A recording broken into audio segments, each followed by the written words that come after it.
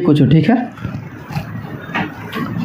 Hello students, welcome to the polytechnic classes. आज एक हम लोग कुछ नया करने जा रहे हैं और ये आप सभी स्टूडेंट्स के लिए है, ठीक है। जो पास आउट हो चुके हैं उनके लिए भी है, जो अभी 5th सेमेस्टर में है उनके लिए भी है, जो 6th सेमेस्टर में है उनके लिए है, जो 4th पढ़ लिए हैं उनके लिए भी है, जो अभी 3rd सेमेस्टर में आए हैं 2nd सेमेस्टर का एग्जाम दे करके उनके लिए है। कहने का मतलब क्या है कि आज जो हम सॉल्यूशंस करवाने वाले हैं या जो चीज़ें आज बताने वाले हैं आप लोगों को, ये कंपटीशन से रिलेटेड है। और कंपटीशंस में सारे लोग आते हैं, हर लोग कंपटीशंस के लिए या डिप्लोमा कर रहे हैं या डिप्लोमा कर चुके हैं, ठीक है। तो हम लोग आज से कुछ दिन पहले एक टेस्ट लिए थे, वो टेस्ट था स्कॉलरशिप टेस्ट, ठीक है। वो टेस्ट 2 मोड में लिया गया था, ठीक है। एक जो 4th सेमेस्टर के लिए थे उनके लिए अलग, और जो 3rd सेमेस्टर में आए हैं यानी 2nd सेमेस्टर में एग्जाम दिए थे उनके लिए अलग। तो आज मैं कराने जा रहा हूँ 5th सेमेस्टर के लिए, ठीक है। 5th सेमेस्टर के लिए जो टेस्ट हुआ था वो, तो आपको बता दें कि डिप्लोमा के इतिहास में ये पहला बार ये सब चीज़ें हुआ था। ये ना अभी तक हुआ है डिप्लोमा के इतिहास में, बाकी हर जगह हुआ था, ठीक है। इसका नाम हम लोग गर्व से देते टिफिशियन स्कॉलरशिप टेस्ट है, और ये 3rd सेमेस्टर और 5th सेमेस्टर के लिए हुआ था। 2 अक्टूबर का ये क्या हुआ था, आपका टेस्ट हुआ था। दो के लिए, 3rd के लिए अलग और 5th के लिए अलग, ठीक है। तो इसका सारा रिजल्ट भी आ चुका है, सारा कुछ हो चुका है। तो कुछ स्टूडेंट को है कि कुछ स्टूडेंट बोल रहे थे कि सर इसका सोल्यूशन दे देते तो अच्छा होता। तो चलिए ठीक है, दे देते हैं कुछ solution. Total number of question जो था इसमें आपको 30 क्वेश्चन पूछा गया था 30 नंबर के लिए, ठीक है। और मिनिमम क्वालिफाइंग मार्क्स जो था आपको 40% था, 1/3 नेगेटिव था, ठीक है। इस तरीके से टेस्ट लिया गया था, ये टेस्ट का पूरा शेड्यूल था, ठीक है। चलिए आगे हम लोग देखते हैं, ठीक है। इसमें जो सब्जेक्ट 3rd के लिए तो आज हम बात नहीं करने वाले हैं, तो 3rd के लिए तो छोड़ ही दीजिए, ठीक है। 5th के लिए जो लिया गया था, जो बहुत सारे मेजर सब्जेक्ट थे जो जेई में पूछा जाता है, जैसे micro processor, micro controller, analog and digital communication, digital electronics, LIC, यानी LIC के एक अलग नाम अगर जो लोग जानते होंगे, बीटेक कर रहे होंगे, तो उसका नाम है एनालॉग, ठीक है। तो एनालॉग और ADC, नेटवर्क थ्योरी और मेजरमेंट। बहुत सारे क्वेश्चंस का लेवल अच्छे थे, कुछ क्वेश्चंस काफ़ी आसान भी थे जो देखते के साथ आप बना सकते हैं। अब बात है कंपटीशंस का, तो कंपटीशंस में कुछ क्वेश्चंस तो होते ही है, टफ है ना, ठीक है। चलिए ठीक है, ये सब पे हम बात करेंगे नहीं, ये स्कॉलरशिप टेस्ट था उस पर हम छोड़ देते हैं, बाकी आप लोग को पता है। अब हम लोग सीधे आते हैं क्वेश्चंस पे। पहला क्वेश्चन जो आपसे पूछा गया था वो ये था, क्वेश्चन था which of the following is not a synchronous counter. Question ये था कि इनमें से कौन सिंक्रोनस काउंटर नहीं है। तो पहले मुझे ये पता होना चाहिए कि सिंक्रोनस काउंटर कहते हैं किसको, ठीक है। तो आप लोग जब पढ़िएगा काउंटर, तो 2 तरह का काउंटर पढ़ाया जाएगा, एक तो आपको सिंक्रोनस काउंटर पढ़ाया जाएगा और दूसरा असिंक्रोनस। तो चलिए हम लोग देखते हैं इसको डीपली में, ठीक है। तो काउंटर जब आपको पढ़ाया जाएगा, सारे क्वेश्चंस का हम डीप आंसर करवाने वाले हैं आप लोग को, ठीक है। सारा कुछ हम लिख करके भी लाए हैं, कितने चीज़ें आपको बताना है, ठीक है। तो काउंटर आप लोग को 2 पढ़ाया जाएगा मेनली, ठीक है। एक तो सिंक्रोनस पढ़ाया जाएगा और दूसरा जो पढ़ाया जाएगा असिंक्रोनस, ठीक है। सिंक्रोनस काउंटर और असिंक्रोनस काउंटर। आपसे क्वेश्चन में इनडायरेक्टली बेस से पूछा है कि असिंक्रोनस काउंटर इनमें से कौन है, क्योंकि आपसे क्वेश्चन पूछा है कि सिंक्रोनस काउंटर इनमें से कौन नहीं है, तो यानी इनडायरेक्टली बेस से क्वेश्चन पूछ रहा है कि इनमें से कौन सिंक्रोनस काउंटर है। तो आपको बता दें कि सिंक्रोनस काउंटर जो होता है वो रिपल काउंटर को बोला जाता है, ठीक है। तो जो ऑप्शन सही है वो देख लीजिएगा, रिपल काउंटर कौन सा, वही सही होगा। लेकिन सिंक्रोनस काउंटर जो है, सिंक्रोनस काउंटर में आपको जो पढ़ना होता है मेनली रूप से आपको बता दे, आपको रिंग काउंटर के बारे में जानना होता है। और रिंग काउंटर आपको बता दें कि रिंग काउंटर एक स्पेशल टाइप ऑफ कैटेगरी है जो कि सिंक्रोनस काउंटर के लिए हम यूज़ करते हैं, ठीक है। तो रिंग काउंटर का ही डिफरेंट नाम है जो ऑप्शन में दिया गया था। जैसे रिंग काउंटर आप पढ़ेंगे तो जॉनसन काउंटर पढ़ेंगे, ठीक है। जॉनसन काउंटर इसका भी नाम है, और बहुत सारा नाम है, जो सारा नाम आपको हम बता देते हैं कि कौन कौन सा नाम है, ठीक है। और इसका क्या नाम है, देखिए हम बहुत सारी चीज़ें लिख करके भी लाए हैं, तो वो आप लोग को हम देख करके बता दे रहे हैं, ठीक है ना, क्योंकि याद करना थोड़ा मुश्किल है, ठीक है। यहाँ पे एक और नाम इसका ट्विस्टेड काउंटर है, इसका नाम है ट्विस्टेड काउंटर, ठीक है। और इसका और भी नाम है, इसको एक तरह से पैरेलल काउंटर के नाम से भी आप जान सकते हैं, पैरेलल काउंटर। हो सकता है जेईई की एग्जाम में यही सब कुछ नाम आपको देखने को मिल जाएगा। इसका और क्या नाम है, इसका नाम है वॉकिंग काउंटर, वॉकिंग काउंटर। और कोई नाम है सर? तो हाँ, और भी नाम है। इसका और नाम है, आप लोग को बता दे, मूवीज काउंटर, मूवीज काउंटर, ठीक है। और इसका नाम है, हो सकता है बहुत सारे स्टूडेंट सब नाम नहीं सुनेंगे, पहला बार सुन रहे होंगे, क्रीपिंग काउंटर, क्रीपिंग काउंटर, ये भी इस नाम से हम लोग जानेंगे। और एक और इसका नाम है स्विच-टेल काउंटर, स्विच-टेल काउंटर। इतना नामों से जाना जाता है हमारा रिंग काउंटर, अगर हम लोग पढ़ते हैं तो ये सब चीज़ें के नाम से जाना जाता है। एक चीज़ और बता दें कि रिंग काउंटर के लिए हम लोग जो यूज करते हैं वो D type flip flop use करते हैं, तो आप लोग को पता होगा। तो यहाँ पे अगर कोई ऐसा पूछा जाएगा तो आप लिख सकते हैं, इसमें सिर्फ और सिर्फ डी टाइप फ्लिप फ्लॉप जो होता है वही यूज करते हैं, ठीक है। तो पहला क्वेश्चन से यही आपसे पूछा गया था कि इनमें से कौन सिंक्रोनस काउंटर नहीं है, तो आपके ऑप्शन में रिंग काउंटर भी थे, जॉनसन काउंटर भी थे, तो ये दोनों जो है सिंक्रोनस काउंटर है। जो नहीं था वो था रिपल काउंटर, ठीक है। आज सिंक्रोनस पढ़ेंगे तो यहाँ पे और भी डीप में जाएंगे, इसको डिजाइन करेंगे मोड के लिए कि मोड 5 काउंटर क्या, मोड 13 काउंटर क्या, मोड 7 काउंटर क्या, तो सब डीप में जाएंगे तो और भी चीज़ें होता है, लेकिन फिलहाल आप यही इतना ही जानिए। और इसमें जाएंगे तो आप काउंटर डाउन काउंटर के बारे में कॉन्सेप्ट आप लोग को मिलेगा, ठीक है। तो पहला जो क्वेश्चन था कि which of the following is not a synchronous counter, तो ये जो है जॉनसन काउंटर कैसा है बाबू, सिंक्रोनस है, ठीक है। रिपल काउंटर क्या है, असिंक्रोनस है, ठीक है। रिंग काउंटर क्या है, सिंक्रोनस है, ठीक है। नन ऑफ दिस तो है ही नहीं, तो ये आंसर आपका ये जो है रिपल काउंटर असिंक्रोनस है, इसलिए सही हो जाएगा। तो आई होप क्वेश्चन नंबर 1 आपको बहुत अच्छे से क्लियर हो गया। इससे आने वाला क्वेश्चन जो आ सकता है नेमिंग के लिए भी बता दी कौन कौन से क्या है, ठीक है। दूसरा क्वेश्चन है कि रेंज ऑफ यूएचएफ का रेंज बताना। यूएचएफ का मतलब होता है अल्ट्रा हाई फ्रीक्वेंसी, ठीक है। ये काफ़ी आसान होता है याद करना, कुछ लोगों को हो सकता है कि टफ लगता होगा, लेकिन चलिए अभी हम इसका पूरा डिटेल में दिखाते हैं कि इसको याद कैसे करेंगे, ठीक है। इसको जो हम लोग याद करेंगे वो किस तरीक़ा से याद करेंगे, आइए हम लोग देखते हैं। तो क्वेश्चन नंबर 2 का क्वेश्चन नंबर 2 है फ्रीक्वेंसी बैंड, इसको हम लोग जनरली बोलते हैं, या फ्रीक्वेंसी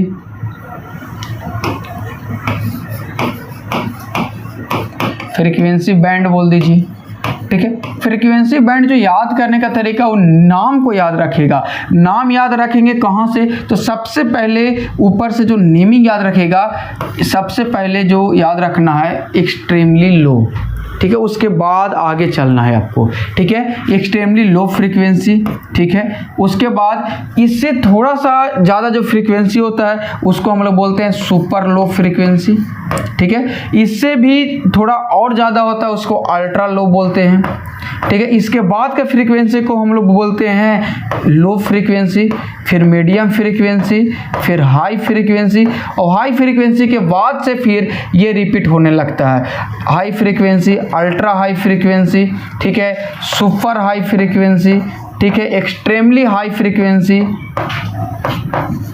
ठीक है। अब कुछ नहीं, यहाँ एक याद रखना, ये जो होता है 3 to 30 हर्ट्ज होता है, ये को याद है तो यहाँ से आप लिख सकते हैं सारा का, सब में 10 से सिर्फ मल्टीप्लिकेशंस मतलब करते जाइएगा तो आपको आ जाएगा, ठीक है। यहाँ से कीजिए 3 से 30 हुआ, अब ये 30 से कितना होगा बाबू, 300 हर्ट्ज होगा, ठीक है। और ये 300 हर्ट्ज से क्या होगा, 3 किलो हर्ट्ज होगा, ठीक है। अब यहाँ से ये 3 किलो हर्ट्ज से ये कहाँ होगा, 30 किलो हर्ट्ज होगा, ठीक है। ये 30 किलो हर्ट्ज से लेकर के कहाँ तक होगा, 300 किलो हर्ट्ज तक होगा, ठीक है।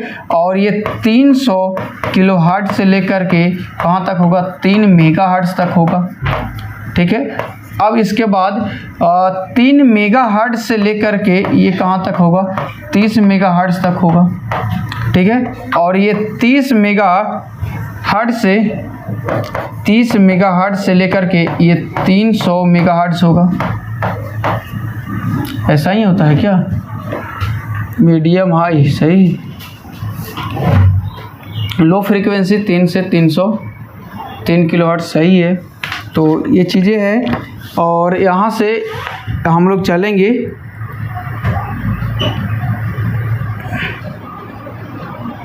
देखिए एक यहाँ पे छूट गया, ये रेंज याद रखना होगा, एक यहाँ पे छूट गया। छूटा कहाँ पे है, ये अल्ट्रा लो फ्रीक्वेंसी के बाद एक होता है वेरी लो फ्रीक्वेंसी, ठीक है। और हाई फ्रीक्वेंसी के बाद वेरी हाई फ्रीक्वेंसी, वही दो यहाँ पे मिसमैच कर गया, ठीक है। तो ये है ना, ये रेशियो आपको याद रखना होगा। ये एज इट इज रहेगा, इसमें कोई चेंजिंग नहीं है, इसमें सिर्फ आपको चेंजिंग आएगा।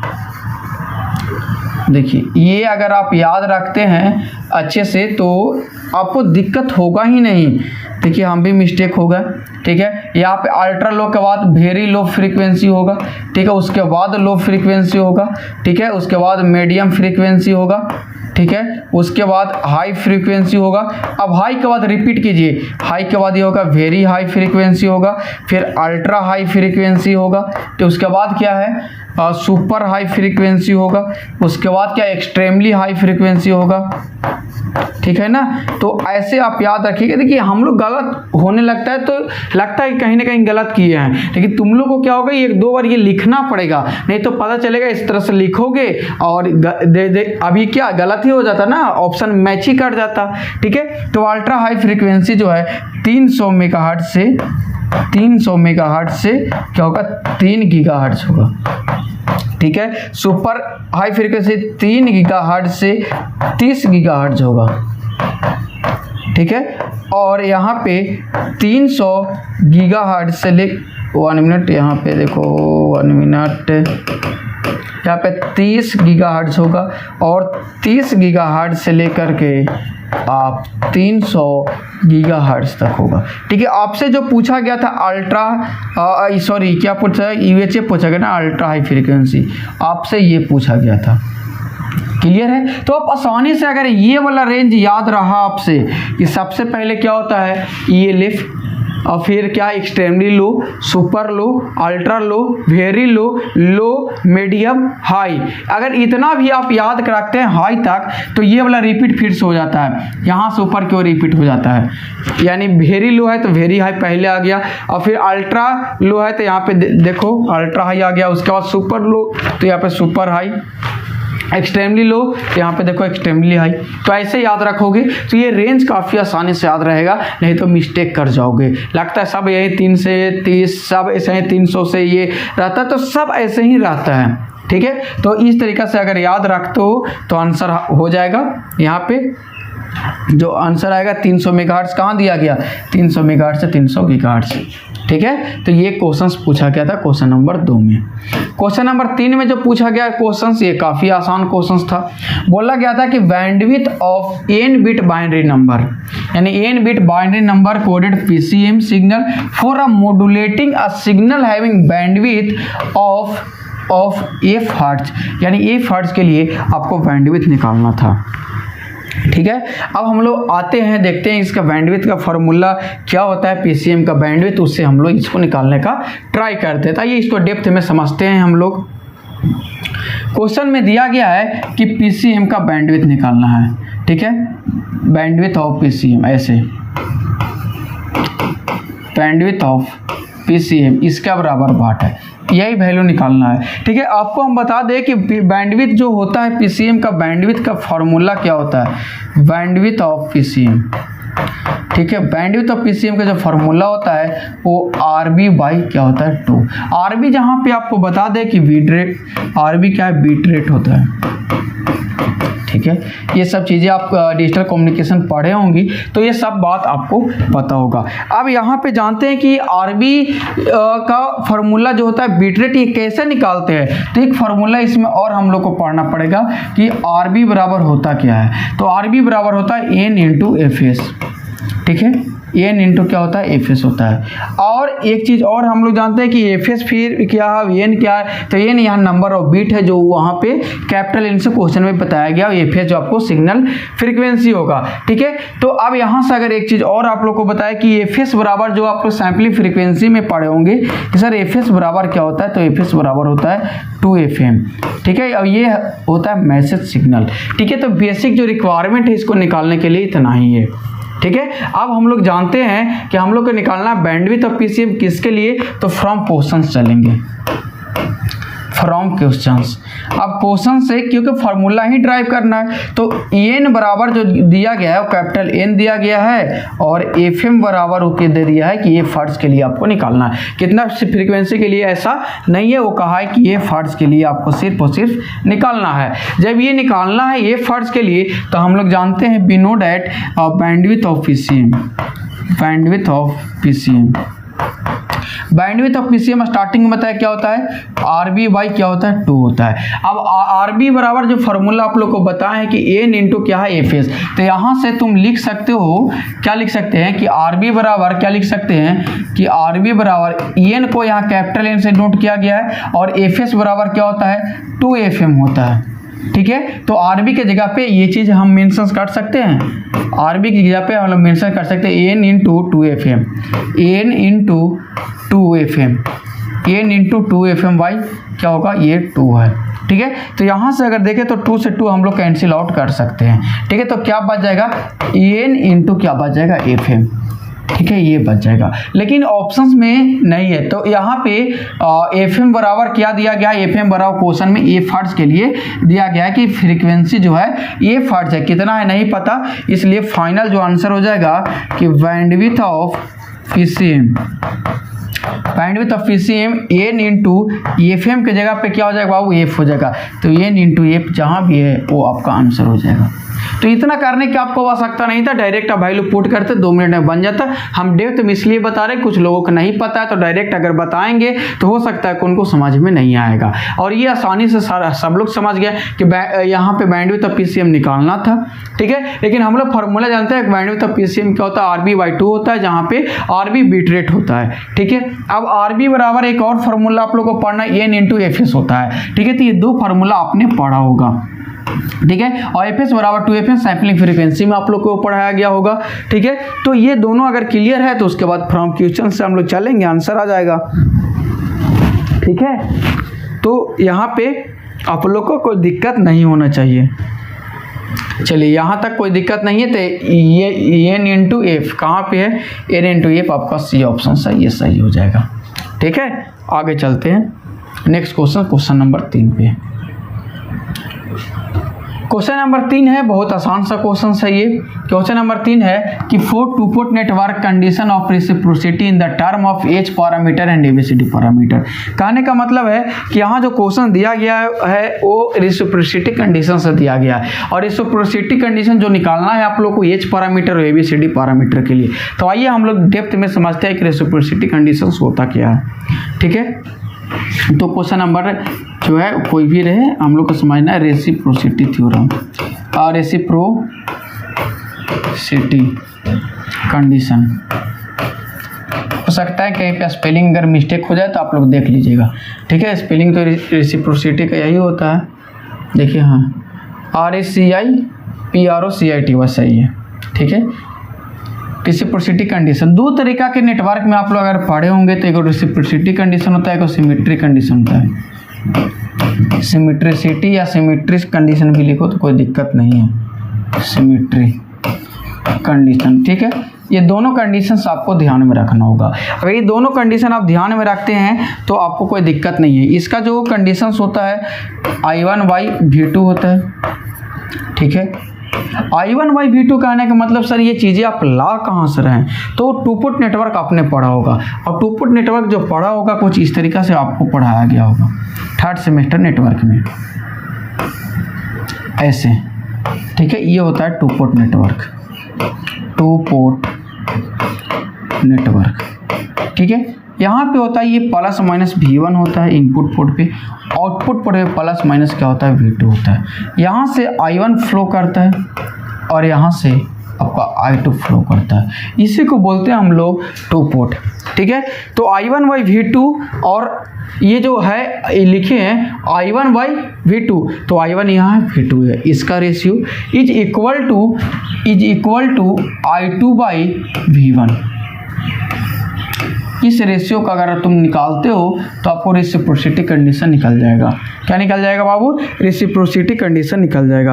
अगर इसमें क्या होता है कि ये निकालने का तरीका भी होता है कि सर इसको निकालेंगे कैसे, तो निकालने का तरीका है तो इसमें ऐसा देख भी सकते हो कि ये जब वैल्यू निकालना उस टाइम V1 बराबर 0 कर देना और यहाँ जब निकालना तो यहाँ पे V2 बराबर 0 कर देना।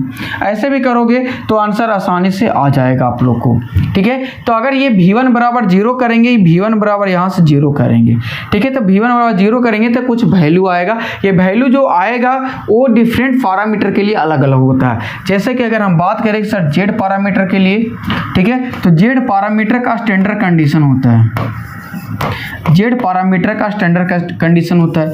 उसी तरीका से Y पैरामीटर का कंडीशन होता है, ठीक है। और उसी तरीका से फिर H पैरामीटर का होता है,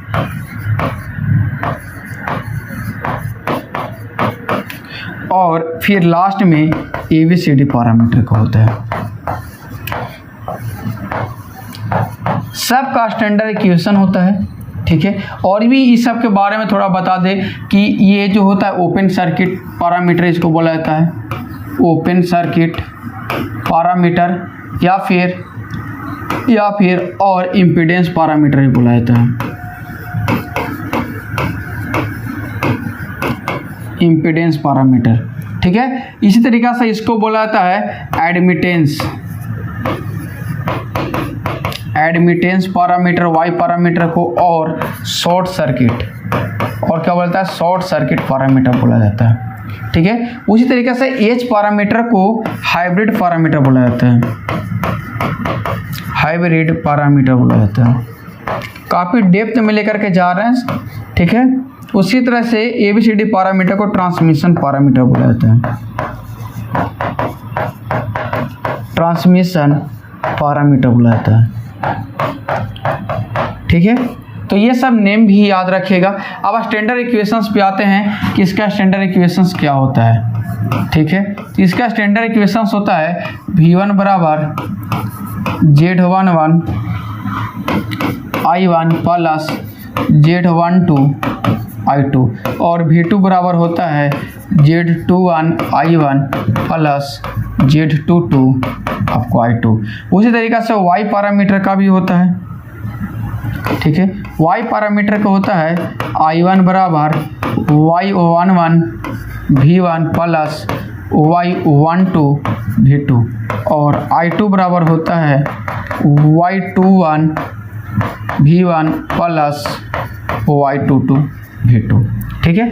आगे जो होता है H पैरामीटर के लिए होता है V1 बराबर H11 I1 plus H12 V2, और I2 बराबर होता है H21 I1 plus H22 V2, ठीक है। अब यहाँ जो होता है V1 बराबर होता है AV2 माइनस BI2, ठीक है, और I1 बराबर होता है CV2 माइनस का DI2, ठीक है। ये सब का स्टैंडर्ड इक्वेशंस होता है। यही स्टैंडर्ड इक्वेशन में हम क्या करते हैं कि सर अभी जो हम बात करें रेसिप्रोसिटी कंडीशन कि V1 के 0 कर दो, ठीक है, ऐसा हम लोग बोले तो V1 के 0 करेंगे तो क्या होगा, ठीक है। या फिर आपको ये जो है जो कंडीशन सब लाया गया है उसी पे लाया जाता है कि I1 बाई V2 जो आएगा, तो I1 बाई V2 देखो यहाँ I1 है, यहाँ पे V2 है, ये नहीं है, तो ये इसका पार्ट इसमें उठा के डालो, इसका इधर करो, तो ये का रेशियो लाना होगा कि I1 बाई V2, यानी ये भी यहाँ का 0 करना है। कहने का मतलब ये निकालते कि V1 बराबर 0 करना है, ये 0 कर देंगे, ये 0 करेंगे तो हमको रेशियो किसका लाना है बाबू, I1 बाई V2 को। तो यहाँ से क्या करना, I2 का वैल्यू निकाल लेना, ठीक है। अब I2 का वैल्यू किसके टर्म में नहीं आ जाएगा, I1 के टर्म में। अब I2 बराबर यहाँ पुट कर देना और ये भी I1 ये भी I1 हो जाएगा, I1 और V2 रेशियो आ जाएगा। जो निकल करके आएगा वो दो अथी में आता है, कौन कौन, तो एक आप लोग को पढ़ना है, 1 मिनट यहाँ से आप लोग को बता दे रहे हैं। चलिए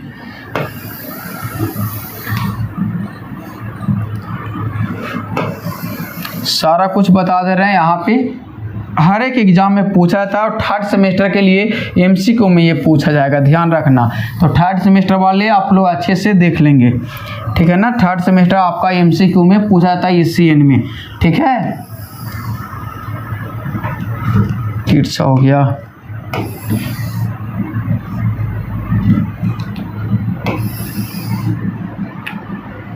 चलो जो भी है अच्छा। इसमें दो कंडीशंस आपको देखने को मिलेगा, एक आपको सिमेट्री कंडीशन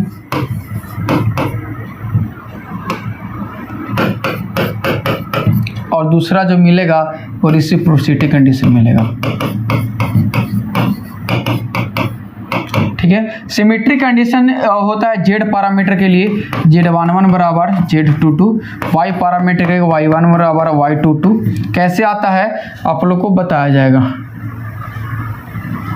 अरे अरे गड़बड़ा गया ना, चलो गड़बड़ा गया तो भी है, इरेज कर देते हैं, ज़्यादा लिखे नहीं है। ऊपर में एक और लाइन बनाना चाहिए था, एक और डिब्बा बनाना चाहिए था हमको। चलिए कोई बात नहीं, एक और डिब्बा बना दे रहे हैं।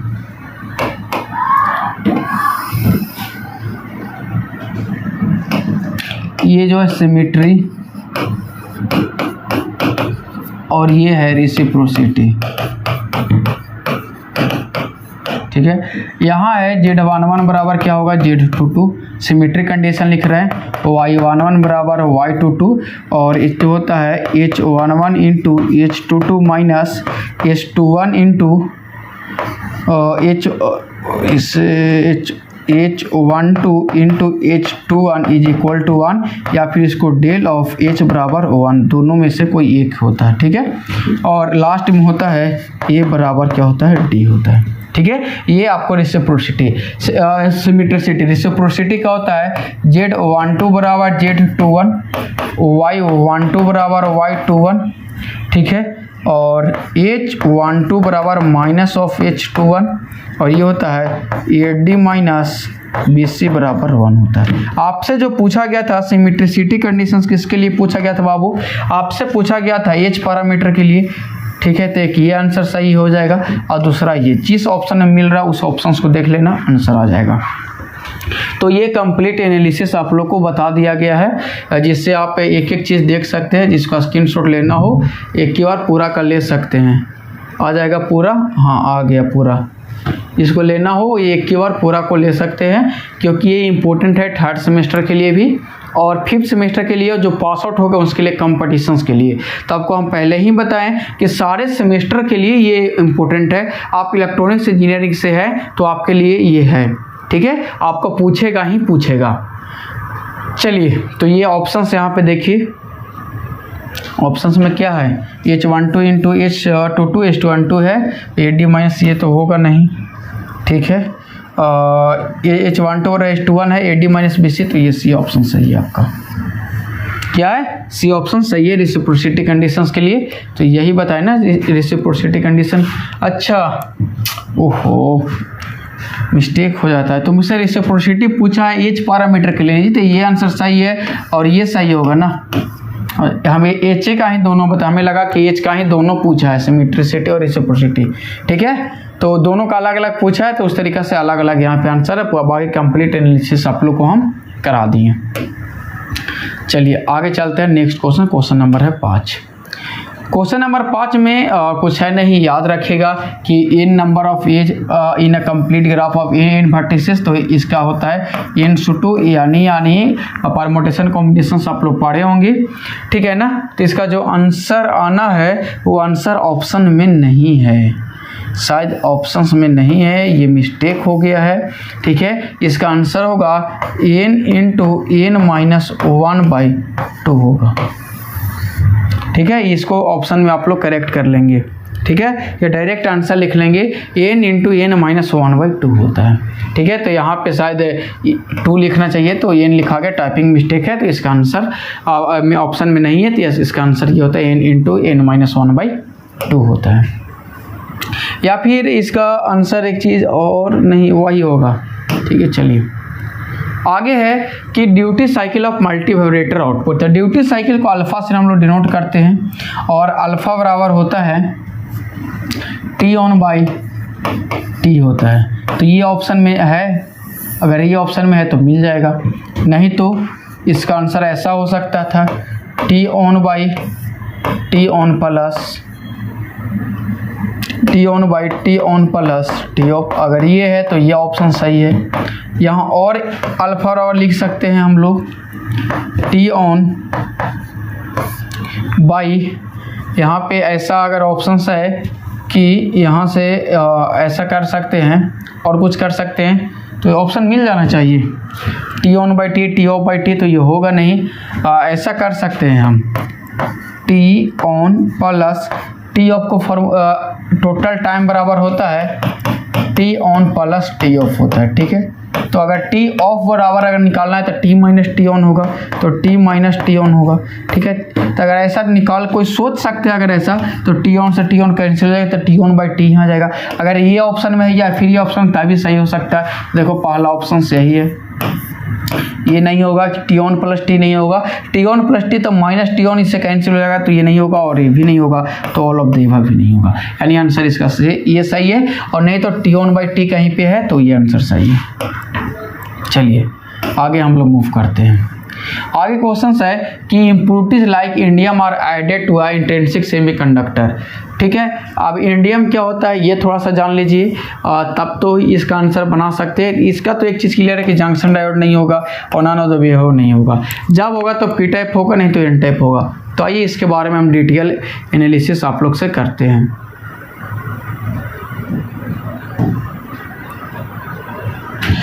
तो अब हम लोग को बात करना है पी टाइप के बारे में कि पी टाइप क्या होता है, और एक बात करेंगे हम कि एन टाइप क्या होता है। ठीक है, यही हम आपसे बात करने वाले हैं।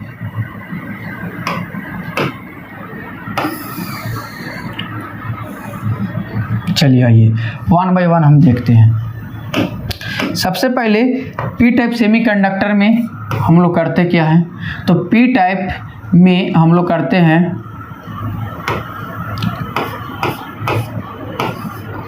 इंट्रिंसिक सेमीकंडक्टर प्लस ट्राइवैलेंट, तो बन जाता है पी टाइप।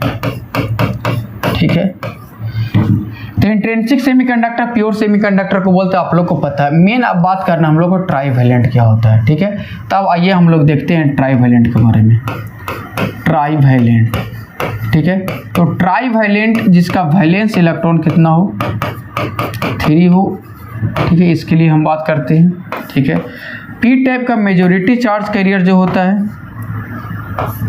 वो होता है होल, याद रखना एमसीक्यू पॉइंट ऑफ से इम्पोर्टेंट है। और माइनॉरिटी चार्ज कैरियर जो होता है वो होता है इलेक्ट्रॉन होता है। ठीक है, मेजॉरिटी और माइनॉरिटी याद रखना, मेजॉरिटी चार्ज कैरियर होल होता है, माइनॉरिटी चार्ज कैरियर इलेक्ट्रॉन होता है। ठीक है, अब यहाँ पे आता है कि ट्राइवैलेंट में मिलाते किसको है, तो इसके लिए ट्रिक याद रखना।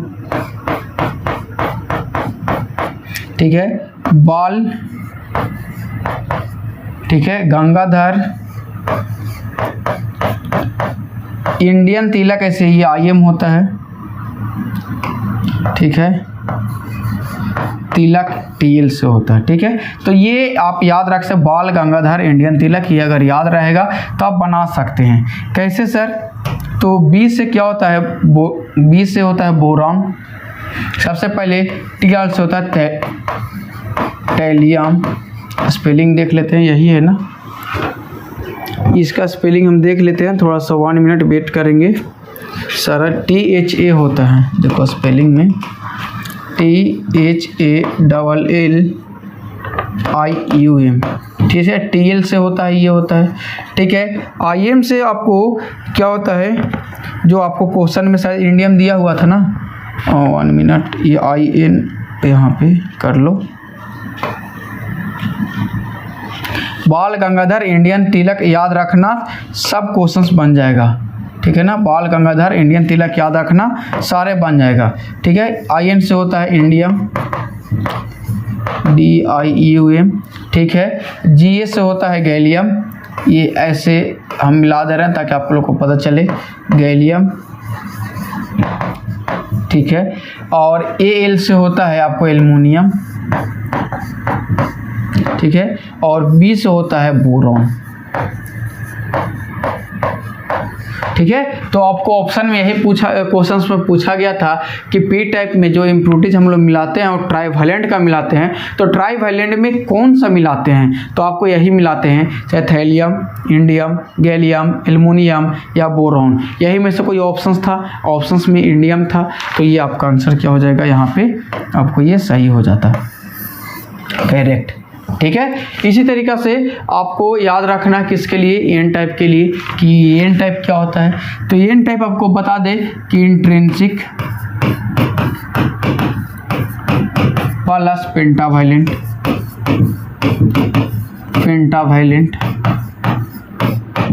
ठीक है। तो इसको हम लोग क्या बोलते हैं बाबू, इसको बोलते हैं एन टाइप। तो इंट्रिंसिक आप प्योर को जानते हैं, तो पेंटावायलेंट के बारे में आपको बताना होगा हमको, ठीक है। पेंटावायलेंट, तो पेंटावायलेंट जिसका वैलेंस इलेक्ट्रॉन कितना हो बाबू, 5 हो, ठीक है, ये कर लो, ठीक है। इसमें मेजॉरिटी कैरियर क्या होता है, मेजॉरिटी चार्ज कैरियर, तो मेजॉरिटी चार्ज कैरियर यहाँ पे इलेक्ट्रॉन होता है, ठीक है। माइनॉरिटी चार्ज कैरियर आपका यहाँ पे होगा होल, ठीक है। आगे इसमें जो आता है ट्रिक जो याद रखना है यहाँ पे, वो ट्रिक याद रखना है, नेपाल पाकिस्तान ऐश्वर्या सब बीमार, नेपाल पाकिस्तान ऐश्वर्या सब बीमार, ऐसे याद रखिएगा तो आपको हो जाएगा। बी से क्या होता है, बिस्मत होता है, BI से बिस्मत होता है, ठीक है। SB से क्या होता है, SB से शायद है आपको एंटीमनी, SB से क्या होता है आपको एंटीमनी होता है, एंटीमनी। इसका स्पेलिंग क्या होता है एंटीमनी का, कोई बता सकते हो सकता है गलत हो जाए तो देख लीजिएगा, लिखे नहीं है। आपको AB से क्या होगा, आपको आर्सेनिक हो जाएगा, आर्सेनिक। P से क्या होता है, फास्फोरस हो जाएगा, स्पेलिंग देख लीजिएगा बाबू। N से क्या होगा, नाइट्रोजन होगा, ठीक है। N से क्या होगा, नाइट्रोजन होगा। तो ये सब याद रखिएगा। नेपाल पाकिस्तान ऐश्वर्या सब बीमार, ऐश्वर्या को AB से या AR से देख ले तो ज़्यादा अच्छा होगा। चलिए AR से आर्सेनिक, मज़ा आएगा। तो ये सब ट्रिक जो है आप याद रखेंगे तो ये सब आसानी से आप हैंडल कर सकते हैं। पी टाइप के लिए नेपाल पाकिस्तान ऐश्वर्या सब बीमार याद रखना, बन जाएगा आंसर। अब इसके लिए याद रखना यहाँ पे बाल गंगाधर इंडियन तिलक, बाल गंगाधर इंडियन तिलक। पी टाइप के लिए बाल गंगाधर इंडियन तिलक, एन टाइप के लिए नेपाल पाकिस्तान ऐश्वर्या सब बीमार, ठीक है। तो इसीलिए पूरा डेप्थ में बता दिया, अगर किसी को स्क्रीनशॉट लेना हो तो ले सकते हैं, ठीक है। और एक चीज़ बता दें कि पी टाइप जो होता है एक्सेप्टर होता है, ठीक है। और जबकि एन टाइप जो होता है आपको डोनर होता है, डोनर इम्प्योरिटीज, ठीक है।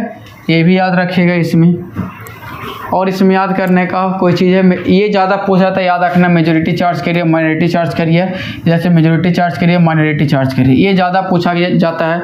और याद रखना ये एन टाइप में पेंटावैलेंट होता है, कभी ऐसा पूछ लिया जाए कि पेंटावैलेंट में कौन सा इम्प्योरिटीज मिलाए जाते हैं, तो मैक्सिमम लोग पी टाइप मारते हैं, पी से पेंटा, पी से पी टाइप, याद है, मतलब ऐसा रहता है कि चलो कुछ लोगों का होता है, सब लोग को नहीं, कुछ लोगों का ऐसा होता है कि पी से पेंटा होता है, पी से पी टाइप होता है, वो 100% गलत करते हैं, लगता है कि बहुत अच्छा हम सही बना करके आए, लेकिन ऐसा कुछ होता नहीं है। ध्यान में रखना पेंटावैलेंट जो होता है एन टाइप के लिए होता है, जबकि पी टाइप के लिए आपका ट्राइवैलेंट होता है, पी टाइप के लिए ट्राइवैलेंट होता है और एन टाइप के लिए आपको पेंटावैलेंट होता है। ठीक है, तो नेक्स्ट क्वेश्चन पे हम लोग चलेंगे। नेक्स्ट क्वेश्चन है, तो इसका आंसर क्या हो जाएगा इंडियम के लिए बाबू पी टाइप, क्या हो जाएगा पी टाइप के लिए। तो यहाँ से क्वेश्चन पूछा गया था आप लोग से। क्वेश्चन नंबर नेक्स्ट चलेंगे, क्वेश्चन नंबर 8। क्वेश्चन नंबर 8 में क्या है, तो 8 में क्वेश्चन पूछा गया है कि which of the following bridge is also used in oscillator. ये मजाक वाला क्वेश्चन था, यानी ऑसिलेटर में कौन सा ब्रिज का यूज किया जाता है, तो आपको इसका आंसर तो वेन ब्रिज होगा। ठीक है, ऐसे एक्चुअली में ये सब पढ़ना भी है, तो ये सब पूरा क्या है आपका एसी ब्रिज है, क्या है एसी ब्रिज है, ये सब क्या है पूरा का पूरा एसी ब्रिज है। ठीक है, इसका आंसर आपको कहा जाएगा वेन ब्रिज हो जाएगा। अब आते हैं कि सर मैक्सवेल इक्वेशंस को क्यों यूज़ करते हैं, बहुत सारे लोगों का क्वेश्चन होगा कि मैक्सवेल इक्वेशंस को हम लोग क्यों यूज़ करते हैं। तो मैक्सवेल इक्वेशन को हम लोग जो बीट स्टोन ब्रिज आप लोग पढ़े होंगे, तो बीट स्टोन ब्रिज का बात किया जाए कि मॉडिफिकेशन होता है मैक्सवेल है, और ये अननोन इंडक्टेंस के लिए यूज़ किया जाता है। तो यहाँ पे लिख सकते हो तुम लोग यहाँ पे कि अननोन इंडक्टेंस, लेकिन अननोन इंडक्टेंस का मेजर करने के लिए और भी मेथड होता है, तो इससे पूरा क्लियर नहीं है। यहाँ पे लो क्वालिटी फैक्टर जो होता है उसका लिए यूज़ किया जाता है। तो याद रखना कि अननोन इंडक्टेंस तो मेजर करता ही करता है, लेकिन ये लो क्यों है, यानी लो क्वालिटी फैक्टर होता है, जबकि हेज ब्रिज भी वही काम को करता है। हेज ब्रिज बस इतना ही करता है कि भी इंडक्टेंस को ही मेजर करता है, लेकिन जबकि इसके पास क्या होता है हाई क्वालिटी फैक्टर होता है, क्या होता है हाई क्वालिटी फैक्टर होता है। ठीक है, शेयरिंग ब्रिज क्या करता है, तो शेयरिंग ब्रिज आपको बता दें कि कैपेसिटेंस को मेजर करता है, कैपेसिटेंस को मेजर करता है। ठीक है, तो ये सब चीज़ें आप लोग ध्यान में रखेंगे। ठीक है, ये काफ़ी ज़्यादा आपको पूछा जाता है। और एक चीज़ और बता दें कि शेयरिंग ब्रिज पावर फैक्टर को भी, अगर इसका कैपेसिटेंस मेजर करके है तो इसका अगर पावर फैक्टर भी मेजर करना हो तो पावर फैक्टर भी मेजर करता है। तो इसका स्क्रीनशॉट लेकर के रख सकते हैं आप लोग, नहीं तो काफ़ी ईजी है, मेजरमेंट में ये सब चीज़ें आप लोग पढ़े होंगे। अब आता है फेवरेट सब्जेक्ट मेरा ईडीसी है, तो consider the statement of FET when compare to BJT. तो यहाँ पे दो टर्मोलॉजी आया है, एक आपको बीजेटी आया है और एक आपका फेट आया है। चलिए इसको भी डिटेल में हम बताते हैं। ठीक है, कौन सा सही है कौन सा नहीं सही है। ठीक है,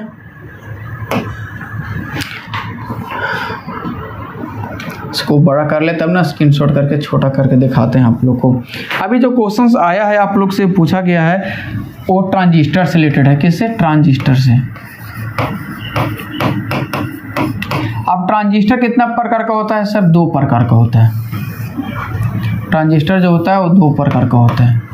ठीक है, एक जो होता है आपको बता दें वो होता है बीजेटी। ठीक है, दूसरा जो होता है उसका नाम है फेट, दूसरा नाम है उसका फेट। अब इसका पूरा नाम जानेंगे कि फेट का पूरा नाम क्या होता है। तो field effect transistor, field effect transistor. ठीक है, तो और इसका क्या होता है? इसका होता है bipolar junction transistor, bipolar junction transistor.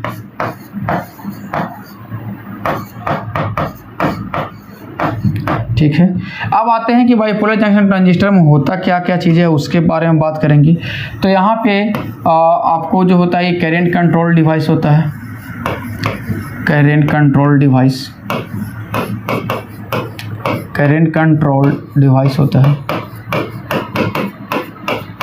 ठीक है, दूसरा इसके पास आपका लो इनपुट इम्पीडेंस होता है, लो इनपुट इम्पीडेंस होता है।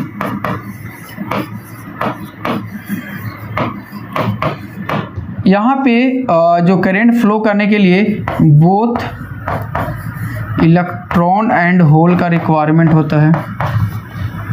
होल इज यूज्ड, ठीक है, यूज्ड फॉर करंट फ्लो, ठीक है, ये चीज़ें हैं। और बीजेटी में बस इतना ही अगर जानते हो तो आंसर आपको बन जाएगा, ठीक है। फील्ड इफेक्ट ट्रांजिस्टर के बारे में अगर हम लोग जानते हैं तो ये होता है voltage control device, voltage controlled device. और इसके बारे में आप जानते हैं तो इसका इनपुट इम्पीडेंस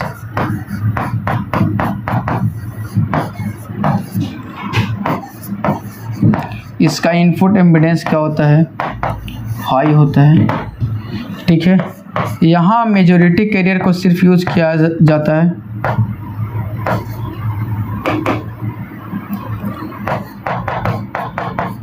मेजॉरिटी कैरियर का यूज किया जाता है, ठीक है, फॉर करंट फ्लोइंग के लिए, फॉर करंट फ्लो के लिए आइदर होल और इलेक्ट्रॉन दोनों में से कोई एक। तो ये बेसिक आपका डिफरेंस है जो कि आप यहाँ पे आसानी से इस क्वेश्चंस का ये डिफरेंस पढ़ करके आंसर दे सकते हैं, ठीक है। तो आइए हम लोग क्वेश्चन देखते हैं। अब यहाँ पे क्वेश्चन है कि FET when compare to BJT compare करेंगे तो लो इनपुट एम्पिडेंस, यानी फेट का कंपेरिजन बीजेटी से करना तो नहीं सर, इसका तो इनपुट एम्पिडेंस हाई होता है। Current flow due to majority carrier, yes sir ये सही है कि फेट में मेजॉरिटी कैरियर कारण होता है। Current flow due to minority carrier गलत हो गया। हाई इनपुट एम्पिडेंस, यस सही है। तो 2 और 4 कहाँ पे है, क्लियर है। देखो इतनी आसानी से क्वेश्चन बनाया जाता है, तो आप लोग अगर चाहें तो ऐसा बना सकते हैं, कोई दिक्कत की बात है नहीं। अब आते हैं forbidden energy gap in a silicon, इसके बारे में बताते हैं डीप में, ठीक है। आइए हम लोग जानते हैं एनर्जी गैप, ठीक है, ये हम लोग जानते हैं। अभी 10वां क्वेश्चन कंप्लीट कर रहे हैं। कुछ लोगों को लग रहा होगा या कुछ वीडियो देख रहे होंगे तो बहुत टाइम लग रहा होगा, लेकिन ऐसा नहीं सोचना है टाइम लग रहा है, बहुत चीज़ें आप सीख पा रहे हैं, ये भी आपको सोचते हुए चलना है। एनर्जी गैप के बारे में है टेम्परेचर्स के लिए, तो इसके लिए एक फार्मूला हम ड्राइव कर करके लाए हैं। बहुत अच्छा से मेहनत करके इस चीज़ को हम लोग बता रहे हैं कि ये सब चीज़ें आप लोग अगर पढ़े होंगे तो भी ठीक है, नहीं पढ़े होंगे तो भी ठीक है। कि एनर्जी गैप अगर टेम्परेचर्स में आपसे पूछता है, इसका फार्मूला होता है Ag note minus beta T. अब सर ये तो फार्मूला होता है, ये क्या होता है, फार्मूला होता है। अब ये है क्या इसमें सारा कुछ, ठीक है, तब एक एक करके आपको बताते हैं कि इसमें है क्या, ठीक है। तो यहाँ पे ये टी जो है टेम्परेचर है, क्या है, ये टेम्परेचर है, टेम्परेचर इन केल्विन, ठीक है। बीटा क्या है, मटेरियल कांस्टेंट है, मटेरियल कांस्टेंट है, ठीक है। और Eg नोट क्या है, तो ये है आप लोग को एनर्जी गैप एट 0 केल्विन, ठीक है। और ये जो है आपको Egt क्या है, एनर्जी गैप आपको निकालना है, एनर्जी गैप, ठीक है। अब ये जो है ये इस फार्मूला पे अगर पुट करेंगे तो आपको आंसर आ जाएगा। तो आपको यहाँ पे हम बताते हैं कि सबसे पहले बीटा का वैल्यू क्या होता है। बीटा का वैल्यू 2 तरीका के बात करेंगे, ठीक है, एक सिलिकॉन के लिए और एक आपको जर्मेनियम के लिए। तो सिलिकॉन के लिए कितना होता है वो पहले देख लीजिए। तो सिलिकॉन के लिए बीटा का वैल्यू होता है 3.6 इंटू 10⁻⁻⁴, ठीक है। और जबकि जर्मेनियम का होता है 2.23 इंटू 10⁻⁻⁴ होता है, ठीक है। ये सब क्लियर हो गया। हमको जो निकालना है वैल्यू वो t इज इक्वल टू 0 पे निकालना है। कितना पे निकालना है बाबू? t इज इक्वल टू 0 पे। एक चीज़ और बता दें कि एक इजी नोट भी यहीं पे क्लियर कर देते हैं ताकि आप लोग पता हो जाए। इजी नोट क्या है, इसका भी दो वैल्यू निकालेंगे। 0 केल्विन वैल्यू कितना होता है सिलिकॉन के लिए और जर्मेनियम के लिए। तो सिलिकॉन के लिए जो इसका वैल्यू होता है वो होता है 1.21, वही होता है ना, हाँ 1.21 होता है। और जबकि जर्मेनियम के लिए जो वैल्यू होता है 0.78 इलेक्ट्रॉन वोल्ट होता है। ठीक है, बता दे रहे हैं एट 0 केल्विन, एट 0 केल्विन ऐसे ऊपर में हम लिख दिए हैं। ठीक है, अब ये दोनों वैल्यू आ गया तो हमें निकालना है फ्रॉम क्वेश्चंस। चलेंगे कहाँ चलेंगे? फ्रॉम क्वेश्चन से। क्वेश्चंस में दिया गया है कि t is equal to 300 kelvin. कितना केल्विन? 300 केल्विन में वैल्यू क्या होगा? तो हम लोग फार्मूला जानते हैं, ईजी टी बराबर, तो ईजी टी के जगह पे चलो ठीक है एक बार लिख देते हैं, EG naught minus beta T. ठीक है, अब हम लोग को निकालना है E G T is equal to क्या? 300 केल्विन पर निकालना है। ई जी नोट का वैल्यू क्या है किसके लिए? 0 पे। 0 पे सिलिकॉन का वैल्यू क्या है? 1.21 है, याद है? ठीक है, और बीटा का वैल्यू कितना है? 3.6 इंटू 10⁻⁻4। टेम्परेचर कितना है? 300 है। यहाँ से ये 3 से 3 कैंसिल हो जाएगा, 10⁻−10 से 10 आएगा, ये खत्म 3.6। तो ये आ जाएगा ईजी एट 300 केल्विन। वैल्यू जो निकल करके आएगा यहाँ पे वो आएगा 1.1 इलेक्ट्रॉन वोल्ट। देखना कैलकुलेट करके कितना ही आता है, हमें तो लग रहा है कितना ही आएगा, देख लेना इसे। ठीक है, अगर कैलकुलेट करना भी चाहें तो कैसे कर सकते हैं? देखो यहाँ पे ये क्या है, ऐसे देखो कैलकुलेट करने का आसान तरीका है, कैसे कर सकते हैं देखो, हम करके थोड़ा सा बता रहे हैं। ठीक है ना, 1.21 है, माइनस है 36/10 लिख सकते हैं, इंटू 1/10⁴ लिख सकते हैं, इंटू कितना लिख सकते हैं? 300। ठीक है, 1 0 से 1 0, 1 0 से यहाँ पे 1 0 जाएगा ना, 1 0 से 1 0 जाएगा, तो यहाँ पे कितना बच जाएगा? देखो यहाँ से बच जाएगा, कितना बचेगा? 3 बच जाएगा। ठीक है, अब यहाँ पे देखो 1.21 है, माइनस 36 दिया कितना होता है? 108 होता है। 36 दिया 108 बटा कितना है? 100 है। देखो इसका अप्रॉक्सीमेट वैल्यू अगर मान लिया जाए कि इसका अगर कट करोगे, अप्रॉक्सीमेट मान लेते हैं कि दोनों कट भी जाता है, तो वैल्यू कितना? 1.21। इससे तो कम ही वैल्यू आना है, इसीलिए 1.1 यहाँ पे किया गया है। अगर नहीं विश्वास है तो काट करके भी तुम चेक कर सकते हो। यहाँ भी करोगे तो कितना आएगा? 100 LCM आएगा। ठीक है, 100 अगर LCM हम ले भी लेते हैं तो 121 माइनस 108 कितना आएगा? देखो 12 कितना आएगा? घटाएंगे तो 11, 121 माइनस 108, 8 2 10 और 10 3, 8 2 10 होगा, और 11 2 13, 1.3 बाई 13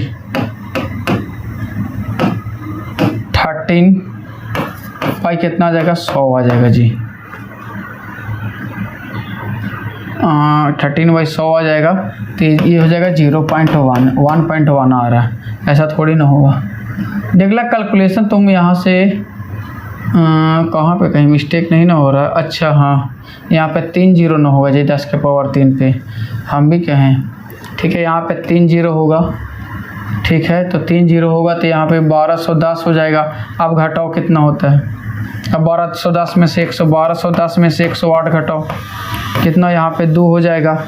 ठीक है, यहाँ पे 0 हो जाएगा, यहाँ पे 1 हो जाएगा, यहाँ पे 1 हो जाएगा। देखो, और 1100 2 भागा 1000 करो, कितना हो जाएगा? 1.102 आया, यही चीज़ आता है। तो कैलकुलेशंस कर सकते हो, कैलकुलेशन में मिस्टेक होता है तो तुम चाहो तो कर सकते हो कि 1.1 कैसे आया। ठीक है, चाहो तो स्क्रीनशॉट इसका ले सकते हो, पूरा अपने पास रखने के लिए पूरा कॉन्सेप्ट बताया हुआ है यहाँ पे। यहाँ से है, एनर्जी गैप से है, इसको लेना। यहाँ से देखो मेन यहाँ तक है, यहाँ के बाद फार्मूला अपना पुट कर लेना, इतना ही मेन इंपॉर्टेंट है तुम्हारे लिए। ठीक है, इतना मेन इंपॉर्टेंट है। ठीक है ना, एनर्जी गैप से लो, फिर उसके बाद फ्रॉम क्वेश्चन चलना, कितना पे निकालना था, 300 केल्विन पे निकालना था, 300 केल्विन पे निकाल करके ये तुम्हारा आंसर हो जाएगा। चलो नेक्स्ट क्वेश्चन पे हम लोग चलते हैं। तो यहाँ पे इसका आंसर क्या हो जाएगा, 1.1 इलेक्ट्रॉन वोल्ट जो है ये सही हो जाएगा। ठीक है, नेक्स्ट क्वेश्चन है क्वेश्चन नंबर 11। क्वेश्चन नंबर 11 है कि डीएमए इंट्रोड्यूस, यानी DMA introduce two new signal, यानी डीएमए का पूरा नाम होता है डायरेक्ट मेमोरी एक्सेस, यानी डायरेक्ट मेमोरी एक्सेस होता है। इसमें माइक्रो प्रोसेसर के अंदर कोई जाने की आवश्यकता नहीं है, टाइम कंज्यूम करने की कोई आवश्यकता नहीं है। इसमें 2 सिग्नल निकल करके आता है, एक होल्ड और एक एक्नॉलेजमेंट। ठीक है, तो इसका आंसर आपको सही हो जाएगा। इसमें कोई कंसेप्ट बहुत डीप में है तो जानने का कोई आवश्यकता है नहीं कैसे होता है इसे। अब यहाँ पे ये भी एक बेसिक सा क्वेश्चन है कि total number of 8 bit port available in micro controller. तो आपको बता दें टोटल 4 पोर्ट होता है।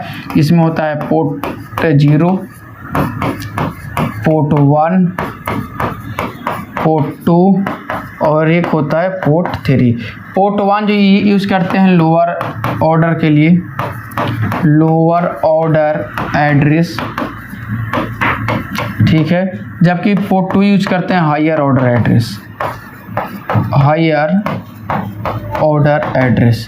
अब बच गया कि सर पोर्ट 1 और पोर्ट 3। पोर्ट 3 जो स्पेशल फंक्शन रजिस्टर आप लोग को पढ़ाए होंगे और इतना लिखने की कोई ज़रूरत नहीं, SFR। ठीक है, इसमें जनरली आपको बता दें सीरियल कम्युनिकेशंस के लिए यूज़ किया जाता है। तो सीरियल कम्युनिकेशंस आप लोग को बताया गया है। ठीक है, किसके लिए, तो आप लोग को बता दें फॉर इंटरप्ट के लिए, इंटरप्ट के लिए, टाइमर काउंटर के लिए, टाइमर काउंटर के लिए ये सब यूज़ किया जाता है। सर और पोर्ट 1 किसके लिए यूज़ किया जाता है, तो आपको बता दें कि पोर्ट 1 जनरल पर्पस, यानी कोई भी काम होता है उसके लिए यूज़ करते हैं, यानी जनरल पर्पस, इसको लिख सकते हैं जनरल पर्पस। ठीक है, तो ये बेसिक आपका 4 होता है, आप लोग को ये बता दिया गया, इसे पढ़ाया भी गया होगा। अब आगे क्वेश्चन है, क्वेश्चन नंबर नेक्स्ट है। क्वेश्चन नंबर नेक्स्ट ये काफ़ी अच्छा क्वेश्चन है कि √L/C का डायमेंशंस क्या होगा। ठीक है, ये क्वेश्चन अच्छा है, तो आइए इसको डीप में जा करके हम लोग देखते हैं। क्वेश्चंस आप लोग को दिया गया है कि √L/C का डायमेंशंस क्या होगा, यानी यूनिट बताना है क्या होगा। ठीक है, ओम होगा या फिर हेनरी होगा या फिर आपका फैराड होगा, जो भी होगा। तो इसका यूनिट निकालने के लिए आप यहाँ से VL बराबर एक फार्मूला जानते हैं कि L/DI क्या होता है, dt होता है। ठीक है, VL बराबर क्या होता है, L/DI/dt होता है। अब L का फॉर्म यहाँ से निकालो, L बराबर करेंगे तो VL × dt क्या हो जाएगा, आपको DI हो जाएगा। इसका यूनिट यहाँ से अगर हम लोग लिखे तो ये वोल्टेज है, वोल्टेज का यूनिट क्या हो जाएगा, वोल्ट हो जाएगा। टाइम का यूनिट क्या होगा, सेकेंड होगा। और आई का यूनिट यानी यहाँ पे dt/di यानी एम्पियर हो जाएगा। ठीक है, उसी तरीक़ा से एक और हम लोग जानते हैं I बराबर या IC बराबर C/dV/dt, C/dV/dt। इसको या हम लोग क्या लिख सकते हैं, देखो इसको लिख सकते हैं C बराबर IC, ऊपर में क्या जाएगा, dt ऊपर में चला जाएगा, तो IC × dt/dv लिख सकते हैं। IC का क्या होता है, एम्पियर होता है, और dt का क्या होता है, सेकेंड होता है, और बाई या फिर dv का क्या हो जाएगा, आपका वोल्ट हो जाएगा। यही है आपको जो क्वेश्चन जो दिया गया है कि √L/C का क्या होगा। ठीक है, यही दिया गया है। तो यहाँ पे कुछ नहीं करो कि यहाँ पे L/C का वैल्यू पुट करो। ठीक है, L बराबर क्या आया है, तो V × सेकेंड बाई क्या आ जाएगा, एम्पियर आ जाएगा, इंटू C जाएगा। यहाँ पे ध्यान दो कि ये एम्पियर सेकेंड है बाई वोल्ट है, तो ये बट्टा में अगर हम लोग करेंगे एम्पियर सेकेंड बाई क्या है, वोल्ट। तो वोल्ट कहाँ चल जाएगा, ऊपर चला जाएगा। देखो ध्यान से, वोल्ट कहाँ जाएगा, बताओ वोल्ट कहाँ जाएगा, ऊपर चल जाएगा। बाई ये जो C बराबर क्या है, ampere into second, ampere into second. ठीक है, ऐसा आ जाएगा। देखो ध्यान से ये आएगा, देखो अब यहाँ से ध्यान से देखो कि ये सेकेंड से सेकेंड आपका कैंसिल हो जाएगा, वोल्ट इंटू वोल्ट क्या हो जाएगा, वोल्ट स्क्वायर हो जाएगा। ठीक है, तो ये ऊपर में लिख दिया कि वी स्क्वायर हो जाएगा, वोल्ट के वी स्क्वायर, और एम्पियर इंटू एम्पियर यानी आई लिखे, आई है तो आई स्क्वायर हो जाएगा। तो यहाँ से अगर हम लोग देखें कि इसका वैल्यू क्या आ जाएगा, वी बाई आई हो जाएगा। ठीक है, और वी बाई आर बराबर क्या होता है, आर होता है, यानी यूनिट क्या हो जाएगा यहाँ पे आर, यानी रेसिस्टेंस, और रेसिस्टेंस का यूनिट क्या होता है, रेसिस्टेंस का यूनिट क्या होता है बताओ, ओम होता है। क्या होता है, ओम होता है। ठीक है, इसका स्क्रीनशॉट ले लो तुम लोग, एक जगह पे हो जाएगा, यहाँ पे ले लेना, इसका लेना सिर्फ।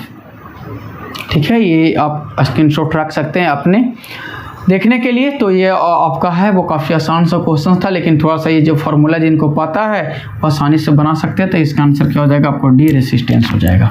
ठीक है, आगे हम लोग देखते हैं नेक्स्ट क्वेश्चन क्या है। क्वेश्चन नंबर है 14 नंबर क्वेश्चन काफ़ी आसान क्वेश्चन था कि मॉड्यूलेशन इंडेक्स अगर 0 से 1 हो रहा है तो how does transmitted power change. तो ये क्या होगा, इसके पीछे का राज आइए हम लोग जानते हैं। ठीक है, यानी मॉड्यूलेशन इंडेक्स कितना 0 से 1 हो रहा है। ठीक है, तो मॉड्यूलेशन इंडेक्स जो हो रहा है एम है या म्यू है, 0 टू क्या हो जा रहा है, 1 हो जा रहा है। ठीक है, तो पीटी पे क्या इफेक्ट पड़ेगा, यानी टोटल पावर बराबर क्या होता है, PC into 1 plus mu square by 2 होता है। ठीक है, ये फार्मूला है, ये फार्मूला को याद रखेंगे, अगर याद है तो आप लोग से बन जाएगा। आप सबसे पहले म्यू बराबर क्या रखेंगे, 0, यहाँ एम नहीं म्यू ही मान लेते हैं, सब जगह म्यू लेकर के चल रहे हैं। तो ठीक है, यहाँ पे क्या है, ये म्यू है। ठीक है, तो म्यू बराबर अगर 0 पुट करेंगे तब पीटी का वैल्यू क्या होगा, तो पीटी बराबर होगा पीसी इंटू 1 प्लस 0 का स्क्वायर बाई क्या हो जाएगा, 2 हो जाएगा। तो पीटी बराबर क्या हो जाएगा बाबू, पीसी हो जाएगा, होगा। अगर यही म्यू बराबर हम लोग लेकर चलते हैं कि म्यू बराबर 1 है तब क्या होगा, अगर म्यू बराबर 1 है तो पीटी बराबर क्या होगा बताओ, पीसी इंटू 1 प्लस 1 का स्क्वायर बाई 2 होगा। तो पीटी बराबर क्या होगा, पीसी इंटू 2 प्लस 1 बाई क्या हो जाएगा, 2 हो जाएगा। ठीक है, तो पीटी बराबर क्या हो जाएगा, 2 1 3, 3 बाई 2 पीसी हो जाएगा। ठीक है, अब हमें क्या निकालना है कि परसेंटेज निकालना है, कितना चेंज होगा। तो परसेंटेज चेंज निकालने के लिए हम लोग क्या करेंगे, 3 बाई 2 पीसी माइनस पीसी बट्टा पीसी इंटू क्या हो जाएगा, 100 हो जाएगा। यही होगा ना, देखो ध्यान से कितना आएगा। अगर यहाँ पे देखें तो कि 3 PC minus 2 PC by 2 PC into 100 हो जाएगा, यही होगा ना। ठीक है, और पीसी कॉमन ले लो तो पीसी 3 पीसी माइनस 2 पीसी खाली पीसी बजाएगा इंटू 2 पीसी इंटू क्या हो जाएगा, 100 हो जाएगा। पीसी से पीसी कैंसिल हो गया, इसे ये 50 बार में कट गया। तो आंसर क्या आया बताओ, 50% इंक्रीज्ड। 50% क्या होगा, इंक्रीज हो गया, यानी 50% बढ़ गया। यानी 0 था तब पीटी बराबर क्या था, पीसी था। अब उसमें हम लोग 1 किए तो 50% क्या हो गया, इंक्रीज हो गया। तो जो ऑप्शन यहाँ पे होगा वो मार दो, सी ऑप्शन में देखो क्या है गेट इंक्रीज बाई 50%। तो यही क्वेश्चन था, काफ़ी आसान था। जो लोग समझ गए होंगे वो आसानी से बना लिए होंगे, जिनको नहीं समझ में आया होगा उनका दिक्कत हो गया होगा।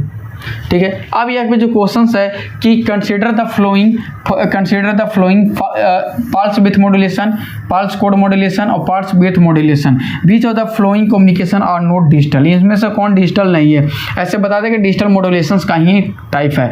आइए इसको भी डेप्थ में जा करके हम लोग समझते हैं कि क्या चीज़ दिया हुआ था। तो आपको बता दें कि इसको समझने के लिए आपको हम यहाँ पे क्या बना रहे हैं कि एक चार्ट बना रहा है। वो चार्ट अगर आप समझ गए तो आपको क्लियर हो जाएगा। ठीक है, चार्ट जो बना रहे हो पल्स मॉड्यूलेशन से बना रहे हैं, पल्स मॉड्यूलेशन। ठीक है, पल्स मॉड्यूलेशन 2 टाइप का होता है। कितना टाइप का, 2 टाइप। ये दोनों टाइप अगर समझ जाएंगे तो आसानी से आपको समझ में आ जाएगा। ये आपको जो होता है pulse amplitude modulation, pulse amplitude या सॉरी एम्पलीट्यूड नहीं, पल्स एनालॉग मॉड्यूलेशंस, और दूसरा पल्स डिजिटल मॉड्यूलेशंस। आपको इनडायरेक्टली वे में जो पूछा गया है पल्स एनालॉग मॉड्यूलेशन पूछा गया है। कहा गया कि पल्स डिजिटल मॉड्यूलेशन इनमें से कौन नहीं है। तो आपको बता दें कि पल्स एनालॉग मॉड्यूलेशन जो होता है वो कौन कौन होता है। तो आप नाम सुनोगे, pulse amplitude modulation, pulse width modulation और एक पल्स एम्पलीट्यूड, पल्स विड्थ होता है और एक होता है pulse position modulation, pulse position modulation. तो पल्स एम्पलीट्यूड, पल्स विड्थ और पल्स पोजीशन मॉड्यूलेशन होता है। ठीक है, तो ये पल्स एनालॉग मॉड्यूलेशन इतना ही होता है। आपसे पूछा गया है यही चीज़ कि इनमें से कौन यही है। ठीक है, क्योंकि पूछा गया not a digital modulation, pulse digital modulation कौन नहीं है, तो आपसे पूछा क्या है, पल्स एनालॉग मॉड्यूलेशन आपसे पूछा है। चलिए कोई बात नहीं, इसके बारे में जानते हैं। अब पल्स ये जो है ये दो प्रकार का होता है, ये जो है आपका दो प्रकार का होता है। ठीक होता है, एक होता है बैंड पास और एक होता है बेस बैंड। ठीक है, आइए इसको हम देखते हैं, लिख करके पूरा लाए हैं। तो एक होता है बेस बैंड, एक क्या होता है बेस बैंड और एक होता है बैंड पास। दोनों ध्यान से देखिएगा, कम्युनिकेशन में सर ऐसे पढ़ाए होंगे, ये चीज़ पूरा ड्राइव करवाए होंगे। ठीक है, तो आप बेस बैंड में जो आता है आप लोग नाम सुने होंगे बहुत सारा, ये डिजिटल मॉड्यूलेशन जैसे PCM पल्स कोड मॉड्यूलेशन नाम सुने हैं आप लोग। ठीक है, और आप लोग नाम सुने होंगे डिफरेंशियल पल्स कोड मॉड्यूलेशंस। ठीक है, और नाम सुने होंगे डेल्टा मॉड्यूलेशंस, और नाम सुने होंगे ADM एडेप्टिव डेल्टा मॉड्यूलेशन। ठीक है, तो ये बेस बैंड मॉड्यूलेशन के अंतर्गत आता है। जबकि बैंड पास का भी दो पार्ट होता है। चलिए इतना पार्ट डिवाइड कर रहे हैं, तो हाँ इसका भी दो पार्ट होता है। एक होता है बाइनरी के लिए, बाइनरी बैंड पास, एक होता है एम एरे, होता है एम एरे होता है। ठीक है, अब बाइनरी के लिए आप लोग इसमें पढ़े होंगे, सब लोग पढ़ करके 4th सेमेस्टर में आए होंगे। आप लोग पढ़े होंगे एज की एम्पलीट्यूड शिफ्ट कीइंग, ठीक है, और फेज शिफ्ट कीइंग पढ़े होंगे और फ्रीक्वेंसी शिफ्ट कीइंग आप लोग पढ़ करके आए होंगे। एम एरे में आप लोग भी पढ़े होंगे इसमें। ठीक है, एस के पढ़े होंगे एम्पलीट्यूड शिफ्ट कीइंग, एफएस के पढ़े होंगे फेज शिफ्ट कीइंग, और इसमें आप लोग और पढ़े होंगे फेज शिफ्ट कीइंग। ठीक है, और इसमें आप लोग पढ़े होंगे क्वाड्रेचर,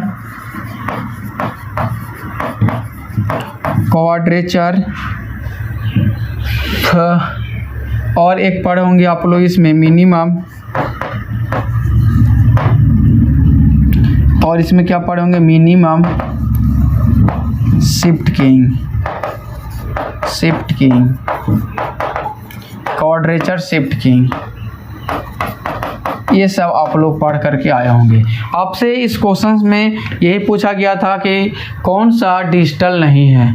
ठीक है, तो आप इसका स्क्रीनशॉट लेना चाहते हैं तो ले सकते हैं, एक जगह कर दे रहा है क्योंकि ये पूरा ड्राइव किया हुआ है आपका। ठीक है, अपना स्क्रीनशॉट ले लीजिएगा, आप लोग को नज़र आ जाएगा। चलिए स्क्रीनशॉट इसको ले लीजिए और जूम कर दें, और जगह है अभी। चलिए ठीक है, सर आ गया। ठीक है, तो यही पूछा गया था, ये आपको पल्स एनालॉग मॉड्यूलेशन, तो PAM यानी पल्स पोजीशन मॉड्यूलेशन, PPM इसी को बोलते हैं, इसको PCM होता है, ये डिजिटल में चला गया, और यहाँ पे आपको है PWM। ठीक है, तो ये है पल्स एनालॉग, ये है पल्स एनालॉग, ये है पल्स डिजिटल। तो यानी ऑप्शन 1 और 3 कहाँ पे है, 1 3 आपको सी में आंसर सही हो जाएगा। ठीक है, अब आते हैं question number next, question number 15।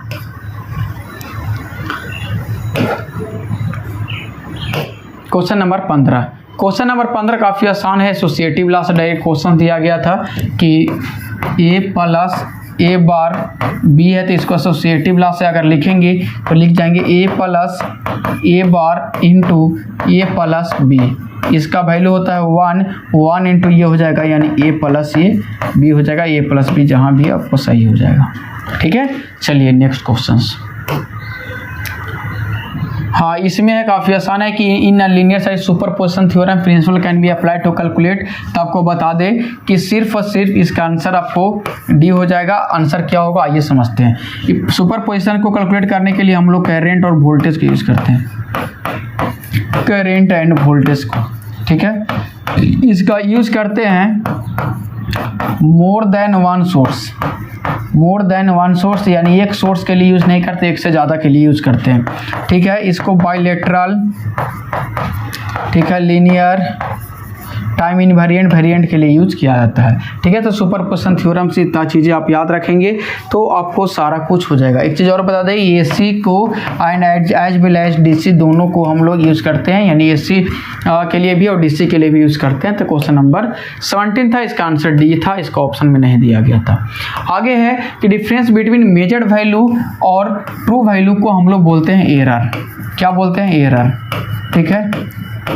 Measured value ए माइनस 80 हो जाता है, फार्मूला आप लोग को सर पढ़ाए होंगे मेजरमेंट में। ए माइनस क्या होता है? 80 होता है। तो एरर को एक और नाम से जाना जाता है जिसको हम लोग बोलते हैं एब्सोल्यूट एरर, एब्सोल्यूट एरर, ठीक है। तो एब्सोल्यूट एरर जहाँ भी है उसको टिक कर लीजिए आप लोग, ठीक है। ये ग्रॉस एरर हम लोग के द्वारा मिस्टेक के कारण होता है। रिलेटिव एरर जो होता है, एब्सोल्यूट एरर, ये सब का रेशियो होता है, ठीक है, ठीक है। एब्सोल्यूट एरर और एक्चुअल मेजरमेंट जो होता है उसका ये हो जाता है। प्रोबेबल एरर जो होता है, यहाँ पे जो हम लोग देखते हैं कि कोई भी ऐड या सबट्रैक्ट हम लोग करते हैं इसका कोफिशिएंट कोरिलेशंस में, तो जब एरर आप ये सब पढ़े होंगे तो आपको सर बताए होंगे, ठीक है। यहाँ से हम लोग अपर लिमिट लोअर लिमिट करके फाइंड करते हैं प्रोबेबल एरर से, ठीक है। रिलेटिव एरर डिफरेंस होता है, ठीक है, absolute error by actual measurement के बीच में। ग्रॉस एरर जो होता है हम लोग मिस्टेक होता है, जैसे कि हम लोग लिखा हुआ है 3 2 1, हम लोग इसको रीडिंग करके चले गए 3 1 2, तो बेसिक डिफरेंस ये सब हो जाता है। तो जिसका हम लोग ग्रॉस एरर जो फिजिकल हम लोग देखेंगे फिजिकली रूप से ये होता है, कंप्यूटर में डेटा कुछ डाल रहे हैं तो वहाँ पे हो जाता है, ये हो जाता है। चलिए 18 हो गया। अब आते हैं क्वेश्चन नंबर नेक्स्ट है, क्वेश्चन नंबर 19 है। ये क्वेश्चन मजाक में दिया गया था, इस क्वेश्चन को देखना ही नहीं था, देखना था कि एंट्रोपी का क्या होता है यूनिट। अब इतना बनाना ही नहीं क्वेश्चन था। एंट्रोपी की यूनिट होता है बीट पर सिंबल, देखिए एक भी नहीं ऑप्शन में है, बिना बनाए ले इसको आंसर देखिए बीट पर सिंबल, यानी ये आंसर सही है। मतलब बनाने के क्वेश्चन को आवश्यकता ही नहीं था। अब जो लोग देखोगे इतना बड़ा दिया गया ये है। अब देखो एग्जाम में यही कंपटीशन होता है कि कुछ लोग इसको बनाने के चक्कर में रह गए, उनके लिए 30 सेकेंड या 1 मिनट का टाइमिंग था, समाप्त हो गया होगा इसमें बनाने के चक्कर में। अब बनाने के चक्कर में आपको समाप्त हो गया, कहानी खत्म हो गया।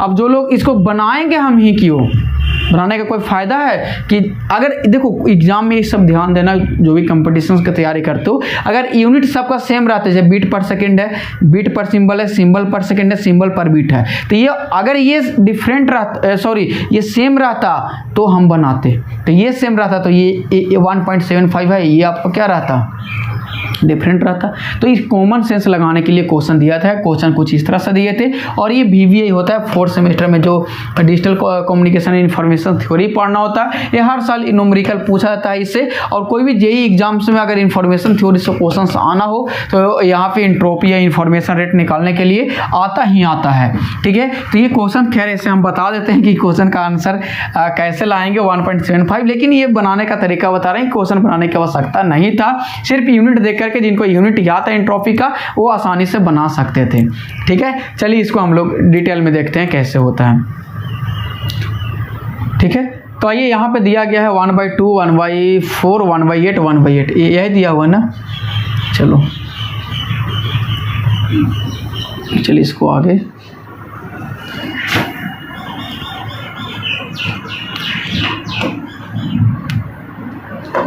क्वेश्चन दिया है फ्रॉम क्वेश्चन से अगर हम लोग चले, चलो ठीक है इसी को बड़ा कर लेते हैं। फ्रॉम क्वेश्चन से अगर चले तो x1 बराबर दिया है 1 आपका 2 है, x2 बराबर आपका दिया है 1/4 है, x3 बराबर जो आपका दिया गया 1/8 है, और x4 बराबर दिया गया 1/8 है, ठीक है। और एंट्रोपी को जनरली हम H से डिनोट करते हैं,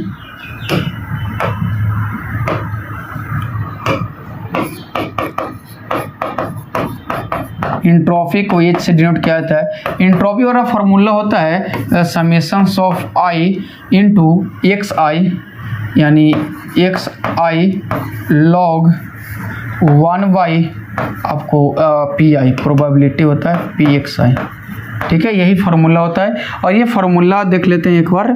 हाँ यही होता है सब PX, अच्छा यहाँ पे प्रोबेबिलिटी छोड़ के ना, पी एक्स आई इंटू लॉग 1/pxi होता है। इसी फार्मूला को बनाना होता है और बना लेंगे, ठीक है। अब x1 के लिए चलेंगे तो x1 के लिए कुछ नहीं तो h बराबर लिख लो, ये h बराबर लिखोगे तो क्या होगा 1/2 है वाला प्रोबेबिलिटी ऑफ एरर, यानी इसको हम लोग कहें तो p इंटू x1 लिखा गया, 1 मिनट, p इंटू x1 लिखा गया है, ठीक है। अब यहाँ बात करें तो p इंटू x2 लिखा गया है, क्या प्रोबेबिलिटी यहाँ दिया हुआ है ना, p इंटू x3 दिया हुआ है और p इंटू x4 दिया हुआ है, क्योंकि क्वेश्चन में आप ध्यान से अगर देखेंगे तो क्या है, source delivered x1 x2 with probability दिया हुआ है ना, ये x1 x2 जो आपका है सोर्स है या फिर इन्फॉर्मेशन है उसका प्रोबेबिलिटी वो दिया गया है, और इसका और ये सिस्टम का आपको एंट्रोपी निकालना है, ठीक है। तो 1/2 हो जाएगा, लॉग क्या हो जाएगा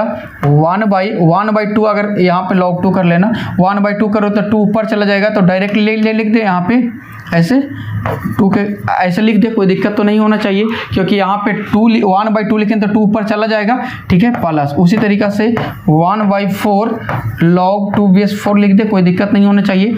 उसी तरीका से 1/8 log 2 to the power 8 plus 1/8 log 2 पे 8। अब इसको सोल्व हम लोग करेंगे तो आंसर आ जाएगा, इसको हम लोग सोल्व करेंगे तो आंसर आ जाएगा। तो h बराबर क्या है, यहाँ पे log 2 का log बेस 2 पावर 2 का वैल्यू क्या होता है 1 होता है, तो 1/2 हो गया, ठीक है। यहाँ से अगर हम लोग देखो, यहाँ से अगर कोई करना चाहें तो ऐसे लिख सकते हैं ना, log बेस 2 पावर 2 कहा जाएगा बाहर, log का रूल है तो 2 बाहर आ जाएगा तो वैल्यू 1 हो जाएगा, तो यहाँ पे क्या हो जाएगा 1/4 इंटू क्या हो जाएगा 2 हो जाएगा। उसी तरीके से क्या होगा 1/8 है, ठीक है। अब 8 है तो 2 के पावर क्या होता है 3, और 3 कहाँ जाएगा बाहर आ जाएगा तो 3 हो जाएगा, प्लस 1/8 इंटू यहाँ भी 3, 2 के पावर 3 8 और 3 बाहर आ जाएगा पावर, तो बाहर आ जाएगा तो 3 यहाँ पे इंटू 3 हो जाएगा, ठीक है। अब यहाँ से कैलकुलेट अगर हम लोग कर रहे भी तो क्या हो जाएगा भाई 1/2, यहाँ से 2 से कैंसिल है यानी 1/2 हो जाएगा, ठीक है। यहाँ पे करेंगे 3/8 है तो ठीक है, 3 6/8 यानी 3/8 और 3/8 है, यही होगा ना। अब कुछ नहीं तो 8 LCM ले लो, 8 LCM लेंगे तो 4 प्लस 3 प्लस 3 बाई क्या हो जाएगा 8 हो जाएगा। देखो 4 4 8 कितना कैलकुलेट होकर क्या आएगा, देखो 4 4 8 3 11 और 3 14/8 यानी कहे तो 7 दूनी 14 ये आ जाएगा, और एक बार में 7 3 7 चौका 28 2 यानी 1.75, और इसका होता है बीट पर सिंबल। तो यही आएगा आपका आंसर, ठीक है, यही आंसर आपको आना है। तो बेसिक आपको ये सब ध्यान में अगर रखते हैं तो फार्मूला ध्यान में रखेंगे तो बन जाएगा। ये आपको कितना मार्क्स से पूछा है तो 6 मार्क्स में इसका लगता है कि पूछता है एग्जाम में, ठीक है। तो इसको स्क्रीनशॉट जो लोग लेना चाहते हैं स्क्रीनशॉट ले लीजिएगा, और छोटा नहीं होगा, बस इतना से छोटा नहीं होगा। चलो यहाँ से यही है फ्रॉम क्वेश्चन है, यहाँ से ले लेना, बस इतना ही लो ना, ये ले लो बाकी कैलकुलेशंस कर लेना खुद से, ठीक है। आगे चलते हैं हम लोग, जैसे इसका क्या होता है 1.5 बीट पर सिंबल होगा यानी बी इसका आंसर सही हो जाएगा। चलो हम लोग बहुत ज़्यादा क्वेश्चंस कर लिए हैं, 19 क्वेश्चन, बहुत कम क्वेश्चन बचा है। ये जो क्वेश्चंस है कि सर्किट बिलो द, ये सर्किट जो दिया गया है यह डिफरेंस है, ये बोरो होता है, ये सब ट्रैक्टर में होता है। तो सब ट्रैक्टर में यहाँ पे 2 ऑप्शन तो गलत हो गया, हाफ हेडर और फुल हेडर। अब है कि यह हाफ सब ट्रैक्टर है या फुल सब ट्रैक्टर है, तो आपको बता दें ये हाफ सब ट्रैक्टर है, ठीक है। हाफ सब ट्रैक्टर में यहाँ डी का जो वैल्यू होता है, डिफरेंस का वैल्यू होता है ए है तो ए और बी हो जाएगा, और बोरो का जो वैल्यू होगा वो ए कॉम्प्लीमेंट इंटू बी होता है। तो एमसीक्यू इस पे भी जेई में पूछा जाता है, इसलिए तुम लोग कर लेना ये चीज़ें, ठीक है, डिफरेंस के लिए और बोरो के लिए। चलिए आगे हम बात करते हैं। आगे है ये बेसिक क्वेश्चंस है कि कन्वर्ट बाइनरी टू ग्रे है, तो बाइनरी से ग्रे करना बहुत आसान होता है, ठीक है। बाइनरी में क्या दिया गया है बाबू, बाइनरी में दिया गया है 1 1 0 1 मिनट ऐसे लिखना थोड़ा सा, चलो 110 100 अच्छा से बता देते हैं।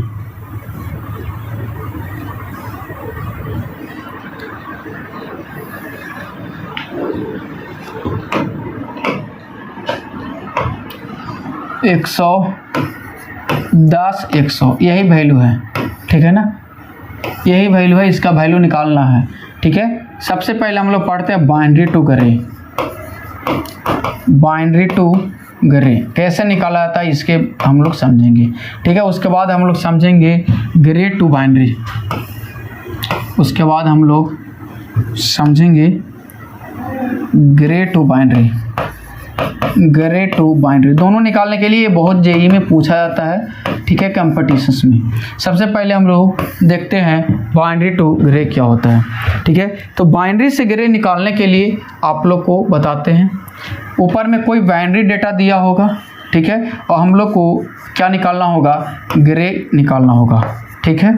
तो मान लेते हैं कि अभी 4 बिट के लिए मान करके चलते हैं, तो हो सकता है ये डेटा हो जाएगा V4, हो सकता है डेटा V3, हो सकता है ये डेटा हो जाएगा V2, ये डेटा हो जाएगा V1, और हमें यही कोई डेटा दिया गया है और निकालना है। तो यहाँ जो वैल्यू हो जाएगा कि V4 का जो वैल्यू होगा वो वही आपका G4 का भी हो जाएगा, ठीक है। और यहाँ पे आप इसका V4 और V3 का एक जोड़ ऑपरेशन करेंगे आप, ठीक है। एक जोड़ ऑपरेशन करने के बाद जो वैल्यू आएगा वो वैल्यू हो जाएगा आपको G3 का, ठीक है। उसी तरीके से B3 और B2 का जो एक जोड़ ऑपरेशन आप करेंगे उसी का वैल्यू यहाँ पे हो जाएगा आपको G2 का, और B2 और B1 का जो एक जोड़ ऑपरेशन आप करेंगे और जो रिजल्टेंट आएगा वो रिजल्टेंट हो जाएगा यहाँ पे G1 का। और एक और आपको हम बढ़ा ही देते हैं, यहाँ से मान लेते हैं कि ये B0 है, ठीक है। तो यहाँ से आप जो B1 और एक जोड़ करेंगे B0 के साथ, तो ये डेटा आ जाएगा आपको, जो रिजल्टेंट होगा वो आ जाएगा आपको G0, ठीक है। क्या आएगा, G0 आएगा, ठीक है। इसी बेस्ड पे आप जो क्वेश्चन दिया गया है उसको आप बना सकते हैं, ठीक है। इसी बेस्ड पे जो क्वेश्चन दिया गया है उसको आप बना सकते हैं, ठीक है। अब हम लोग आते हैं नेक्स्ट है हम लोगों को क्या, बाइनरी टू ग्रे, ठीक है। अब यहाँ पे बाइनरी टू ग्रे हम लोग पढ़ लिए, अब ग्रे टू बाइनरी हम लोग को पढ़ना है, ठीक है। अब ग्रे टू बाइनरी होता है तो कोई यहाँ पे डेटा ग्रे कोड में होगा, हो सकता है कि डेटा होगा G4, हो सकता है ये डेटा होगा G3, हो सकता है ये डेटा G2, G1 और G0, ऐसा कोई डेटा दिया होगा।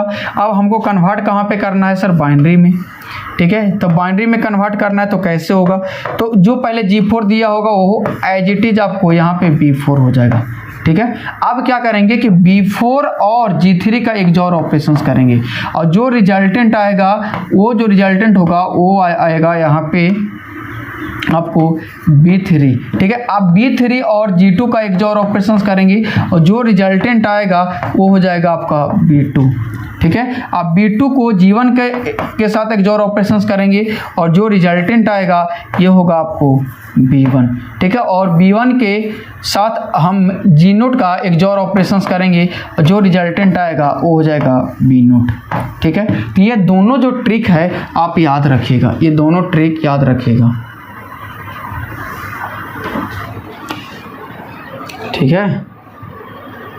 ये दोनों ट्रिक आप याद रखिएगा, अगर ये दोनों ट्रिक याद रहेगा कोई भी क्वेश्चन नहीं छूटेगा। अब जो क्वेश्चन दिया हुआ है ये मजाक हो गया, अब क्वेश्चन क्या है कि बाइनरी टू ग्रे करना है, तो आइए हम लोग देखते हैं बाइनरी टू ग्रे। 110 100 है ना, यहाँ 110 है और 100 है,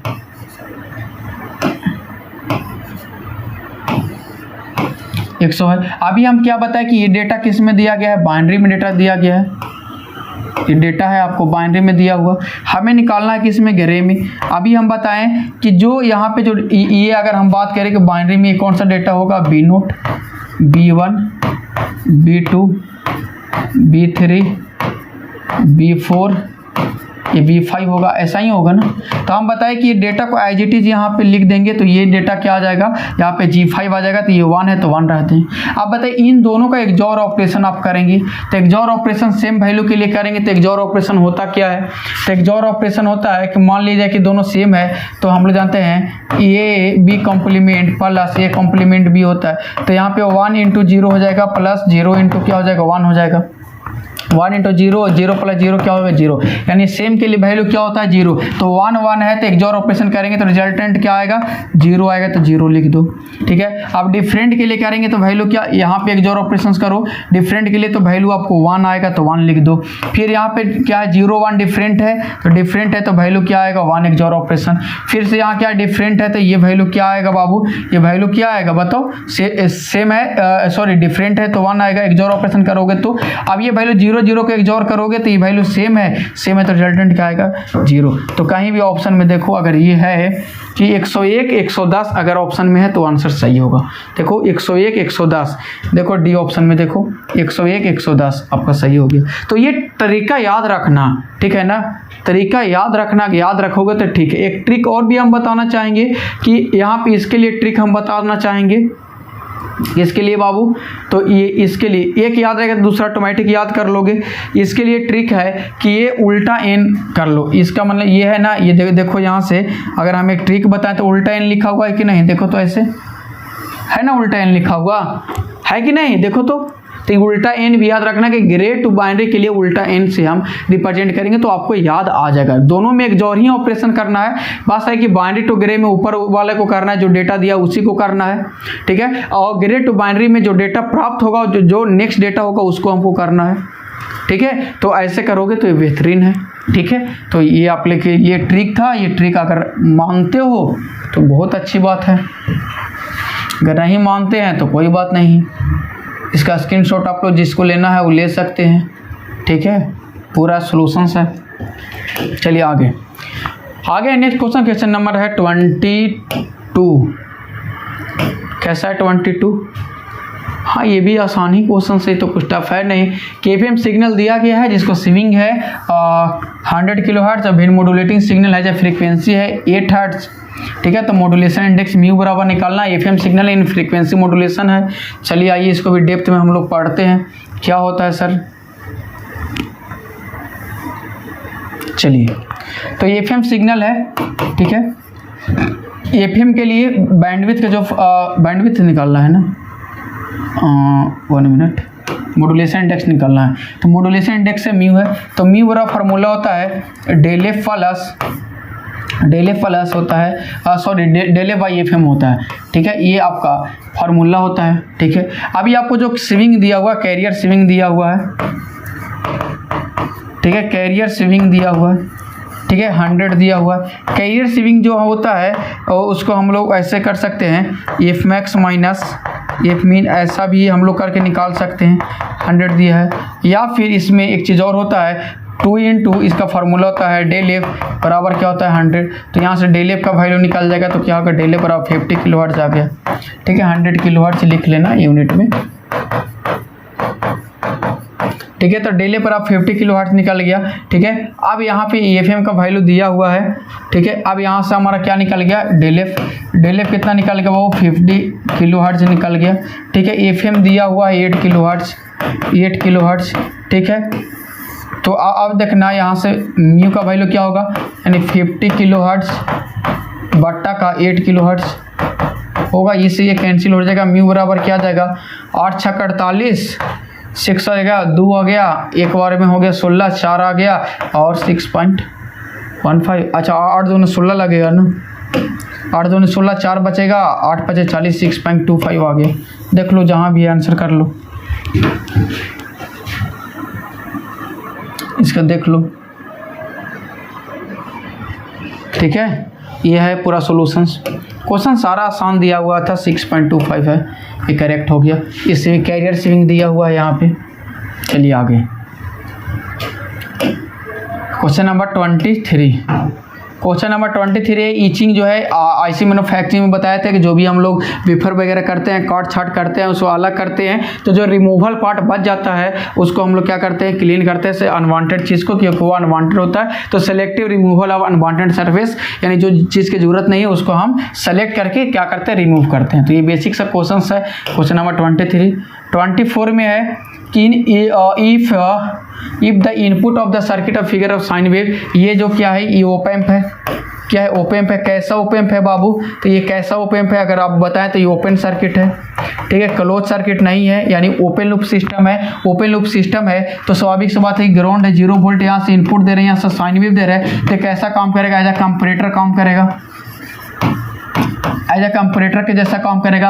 और कंपैरेटर क्या करता है, कोई भी साइन वेव को स्क्वायर वेव में चेंज करता है, तो स्क्वायर वेव इसका आंसर सही हो जाएगा। ज़्यादा कुछ दिमाग लगाने की कोई आवश्यकता ही नहीं था। ओपन लूप में था, वो कैसा ही काम करे, स्वाभाविक सी बात है कि कंपैरेटर जैसा काम करेगा, दोनों वोल्टेज को कंपेयर करेगा। जबकि ये 0 वोल्ट है, VI में यहाँ दे रहे थे, ये चेंज करेगा।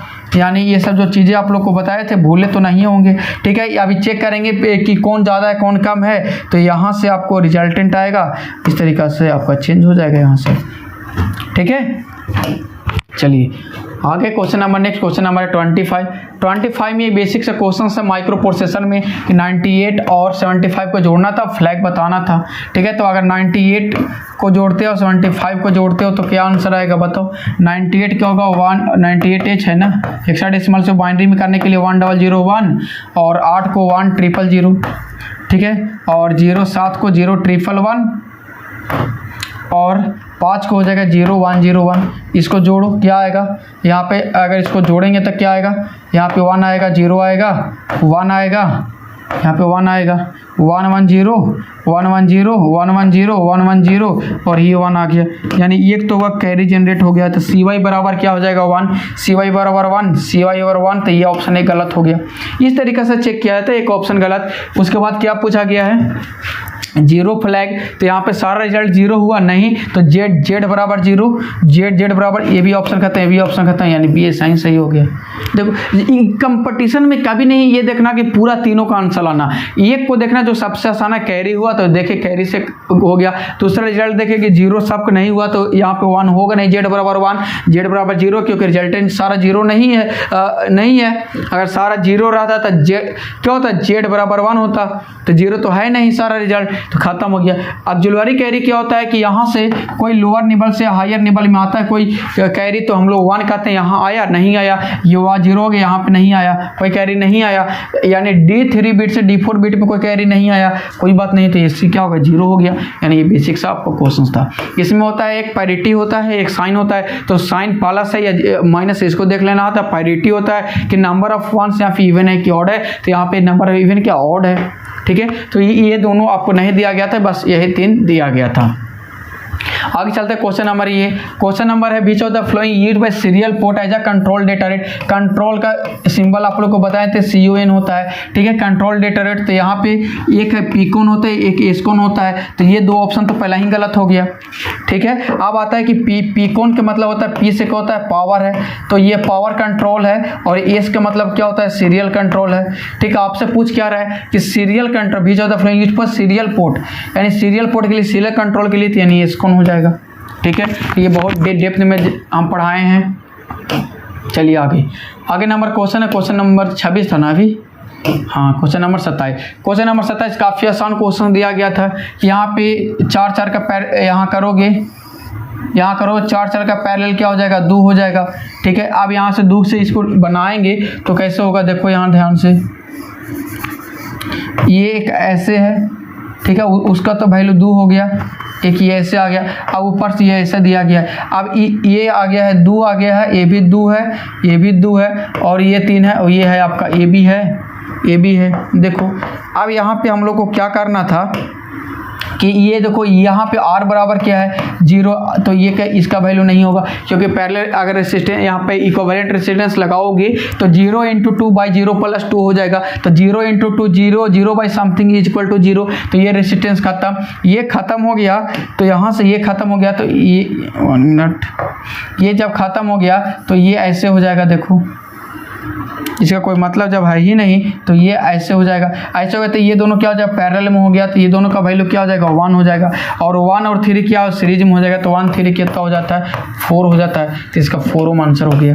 बस दिमाग इसी में लगाना था कि ये जो वायर, जो शॉर्ट सर्किट वायर हम दिए थे, इसको जो समझ लिए थे वो आसानी से बना देंगे, जो उसको नहीं समझे होंगे वो क्या बनाए होंगे कि ये दो किस में है, सीरीज में है, यही समझोगे ना, तो 2 2 4 कर दिए होंगे और इसका पैरेलल कर दिए होंगे, तो 2 × 4/6 किए होंगे, ये 3 यानी 4/3 प्लस 3 कितना आता है 9 4 13/3। ऑप्शन में भी था 13/3, नहीं था। अगर वैसे भी कोई बना दे तो 13/3 आता है, वो ऑप्शन में नहीं था। ये कॉमन सेंस हम गलत किए थे और 13/3 ऑप्शन में देना चाहिए था हमको, नहीं दिए। खैर कोई बात नहीं, ये गलत कॉन्सेप्ट है, ऐसा नहीं बनेगा, क्योंकि यहाँ पे ऊपर जो वायर दिया गया शॉर्ट सर्किट वायर जिसका रेजिस्टेंस 0 है और करंट ऑलवेज जो फ्लो करता है और लो रेजिस्टेंस पाथ को फॉलो करता है, ठीक है। तो चलिए इसका आंसर क्या था, 4 ओम था। चलिए आगे क्वेश्चन है। क्वेश्चन ये बहुत आसान दिया हुआ था कि क्लॉक फ्रीक्वेंसी 3 मेगाहर्ट्ज, ठीक है। तो the time taken to execute an instruction of 18 T state, कहने का मतलब 18 टी स्टेट को ये करने के लिए एग्जीक्यूट करने के लिए कितना टाइम का रिक्वायरमेंट होगा। तो सबसे पहले हम एक टी स्टेट के निकाल लेते हैं। तो हम लोग फार्मूला जानते हैं कि टाइम बराबर क्या होता है 1/f होता है। 1 टी स्टेट क्या है, तो 1/f का वैल्यू क्या हो 1/3 मेगाहर्ट्ज दिया गया है, ठीक है। तो एक टी स्टेट के लिए 1/3 मेगाहर्ट्ज, 1 मिनट 1/3 मेगाहर्ट्ज, ठीक है। तो इसीलिए 18 टी के लिए कितना लगेगा, तो 1/3 मेगाहर्ट्ज इंटू 18 हो जाएगा। ये 18 मेगा के ऊपर माइक्रो सेकेंड हो जाएगा, तो 6 micro second, option number A सही है, ठीक है। तो ये ऐसा आप बना सकते हैं। तो ये काफ़ी आसान क्वेश्चन था। टी बराबर 1/f से चलते, तो पहले 1 के लिए निकाले, तो 1 के लिए 1/3 आपको अगर सेकेंड में निकालना हो तो इसका 1/3 माइक्रो सेकेंड हो जाता, मेगा जाएगा ऊपर में 10 का -6, तो 1/3 माइक्रो सेकेंड। इसी तरीके से 18 के लिए निकाल लो, एक के लिए इतना तो 18 के लिए उतना मल्टीप्लाई कर दो, हो जाएगा। चलिए आगे क्वेश्चन नंबर है 29 है कि does not exhibit square law response. Square response जो होता है सिर्फ मूविंग कोवाइल को छोड़ दिया जाए तो सारे मेजरिंग इंस्ट्रूमेंट जो है वो आपको क्या करते हैं स्क्वायर ला रिस्पॉन्स देते हैं या स्क्वायर रिस्पॉन्स देते हैं। तो ये नहीं होगा, ये नहीं होगा, ये नहीं होगा, ऑप्शन डी यानी मूविंग कोवाइल को अगर छोड़ दिया जाए तो सब आपको देता है। तो क्वेश्चन था कि which of the following is not give a square law device, कौन स्क्वायर रिस्पॉन्स नहीं देता है या नहीं प्रोड्यूस करता है, तो है मूविंग कोवाइल, बाकी सब प्रोड्यूस करते हैं। इसका आंसर आपको डी हो जाएगा, नन ऑफ दिस। और इसका आंसर क्या होता है मूविंग कोवाइल। चलिए आज के इस सेशंस का हम लोग बात करेंगे लास्ट क्वेश्चन है in the circuit given zener diode is ideal and zener diode voltage 5 volt, तो आउटपुट वोल्टेज V0। यहाँ का वोल्टेज आपको निकालना था, ठीक है। तो आप देखिए कि यहाँ का वोल्टेज है तो इसको कुछ नहीं तो ग्राउंड मान लो, ग्राउंड मानोगे तो यहाँ पे 5 वोल्ट एम्पीयर हो जाएगा। यहाँ पे जो करंट फ्लो होगा वो होगा ये करंट, और ये करंट निकाल लो पहले। अगर उतना करते हो, चलो इसको डेप्थ में जा करके देखते हैं। 15 5 8 4 यही है ना। चलो आगे डेप्थ में जाते हैं हम लोग। 30 नंबर क्वेश्चन है, 15 है ना, यहाँ पे 15 दिया गया है, यहाँ है 4 है लगता है, और यहाँ पे जेनर डायोड बनाया गया है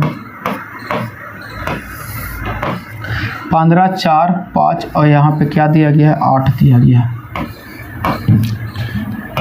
और यहाँ पे क्या 5 वोल्ट दिया गया है, और ये 15 वोल्ट दिया गया है, ठीक है। आप कुछ नहीं करना, यहाँ पे आप नोडल लगा सकते हैं 0 वोल्ट, तो यहाँ एम्पीयर हो जाएगा आपका 5 वोल्ट, ठीक है। यहाँ पे जो करंट जाएगा वो करंट यहाँ डिविजन्स कर दीजिए, ठीक है। तो यहाँ करंट जाएगा, तो इसके लिए हम लोग क्या लिख सकते हैं,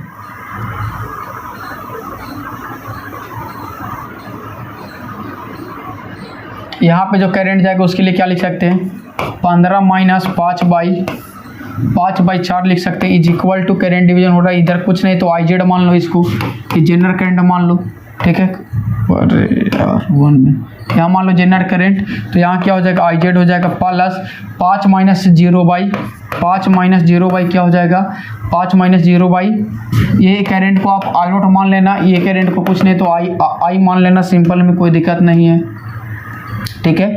तो 5 माइनस 0 क्या हो जाएगा आपको 8 है तो 8 कर दो, इसको कैलकुलेट करो कितना आएगा, IZ बराबर कितना आएगा, IZ बराबर आएगा ये 10/4 आ जाएगा माइनस 5/8 आ जाएगा। कैलकुलेट करेंगे तो 20 माइनस 5 यानी 15/8 हो जाएगा। 15/8 एम्पियर आ गया। यहाँ पे करंट, यहाँ पे वोल्टेज निकालना है, तो V बराबर क्या होता है IR होता है। यहाँ पे अब चले तो ये किसका IZ का वैल्यू आ गया ना, 1 मिनट रुक जाना, अरे यार ये इतना आसान क्वेश्चन है, 8:40 से क्या कर रहे हैं हम भी सोचे कि इतना टाइम कैसे लग गया बनाने में। देखो तो पैरेलल वोल्टेज क्या होता है, सेम ही होता है ना, सॉरी 8/40 बोले, पैरेलल वोल्टेज सेम होता है तो 5 वोल्ट ही होना चाहिए।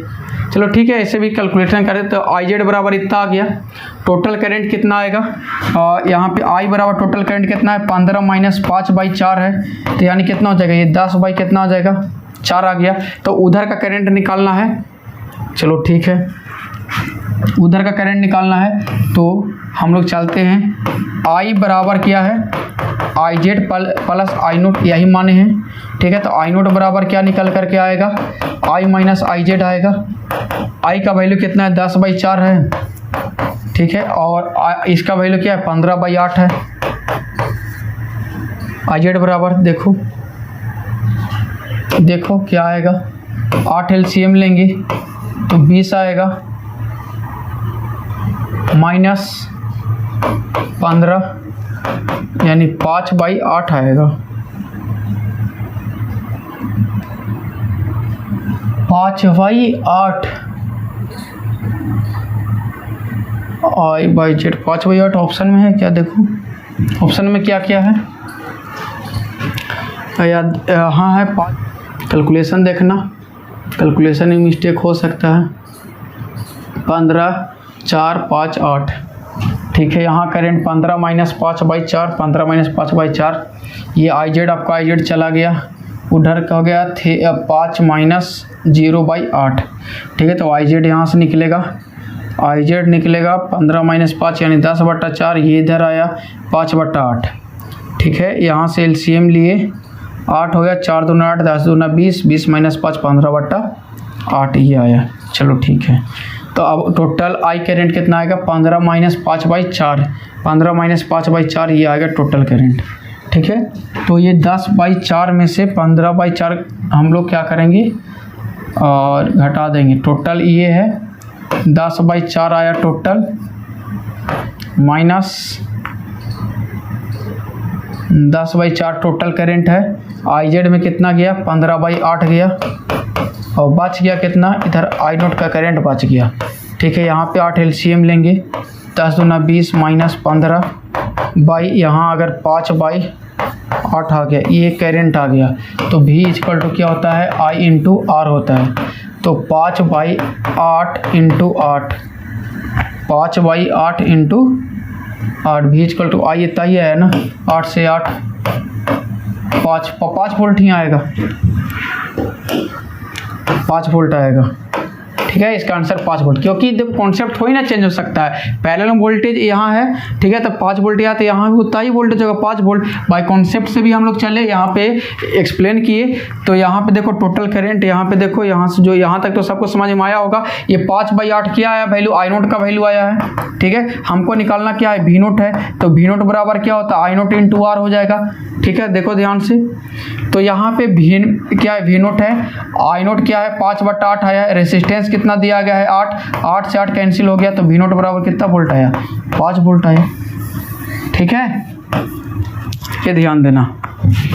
चलिए तो टोटल 30 क्वेश्चन है, जो देखो कॉन्सेप्ट कभी चेंज ना होता है, कभी कभी होता है, नेटवर्क है, मिस्टेक होता है, कोई दिक्कत की बात है नहीं, तो कभी मिस्टेक होता है, ऐसा हम लोग को लगता है कि चलो मिस्टेक हो रहा है, लेकिन होता नहीं है। बाई कॉन्सेप्ट पे अगर फोकस करें, अपने आप पे विश्वास रहे तो यही होगा, ठीक है। कोई आंसर टिक किया है, वो किया, वो सही है गलत है डजंट मैटर, ठीक है, लेकिन अपना कॉन्सेप्ट पे भरोसा रखेंगे और बनाएंगे। कंपटीशन में ऐसा बहुत होता है, ये सब क्वेश्चन आते रहता है, ठीक है। ये टोटल क्वेश्चन था आपको टिपिसन स्कॉलरशिप 2023 का, ठीक है। तो आप लोग अच्छे से बनाएंगे, एक दो बार प्रैक्टिस में काफ़ी जो क्वेश्चन पूछा गया है और मैक्सिमम जेई में क्वेश्चन पूछा गया है, ठीक है। कुछ क्वेश्चन आपको बता दें कि यूपीएससी से लिया गया था, ठीक है, कुछ क्वेश्चन इसमें गेट से लिया गया था, ठीक है, जो आसान लेवल का क्वेश्चन था। ये तीनों का कॉम्बिनेशन दे करके हम लोग ये बनाए थे, ताकि वैसे स्टूडेंट को हमें जज करना था जो एक्चुअल में टॉपर हैं, ठीक है, क्योंकि 100% स्कॉलरशिप हम सबको नहीं दे सकते हैं, अगर सबको देने लगेंगे तो समझ जाओ क्या होगा। ठीक है, तो ये 3 से क्वेश्चन लिया गया था, मोस्ट ज़्यादा चांसेस था, 1 क्वेश्चन गेट से था, 2-3 क्वेश्चन यूपीएससी से था, बाकी क्वेश्चन जेईई का आपको दिया गया था। ठीक है, तो चलिए मिलते हैं हम लोग अगले सेशन में, तब तक के लिए आप लोग अच्छे से पढ़ते रहें। ये सभी के लिए था, सारे कंपटीशंस के लिए था, 3rd सेमेस्टर हो चाहे 4th हो, 5th हो, 6th हो या 65 हो, हर लोग के लिए था। ठीक है, हम लोग मिलते हैं अगले लेक्चर्स में। Thank you.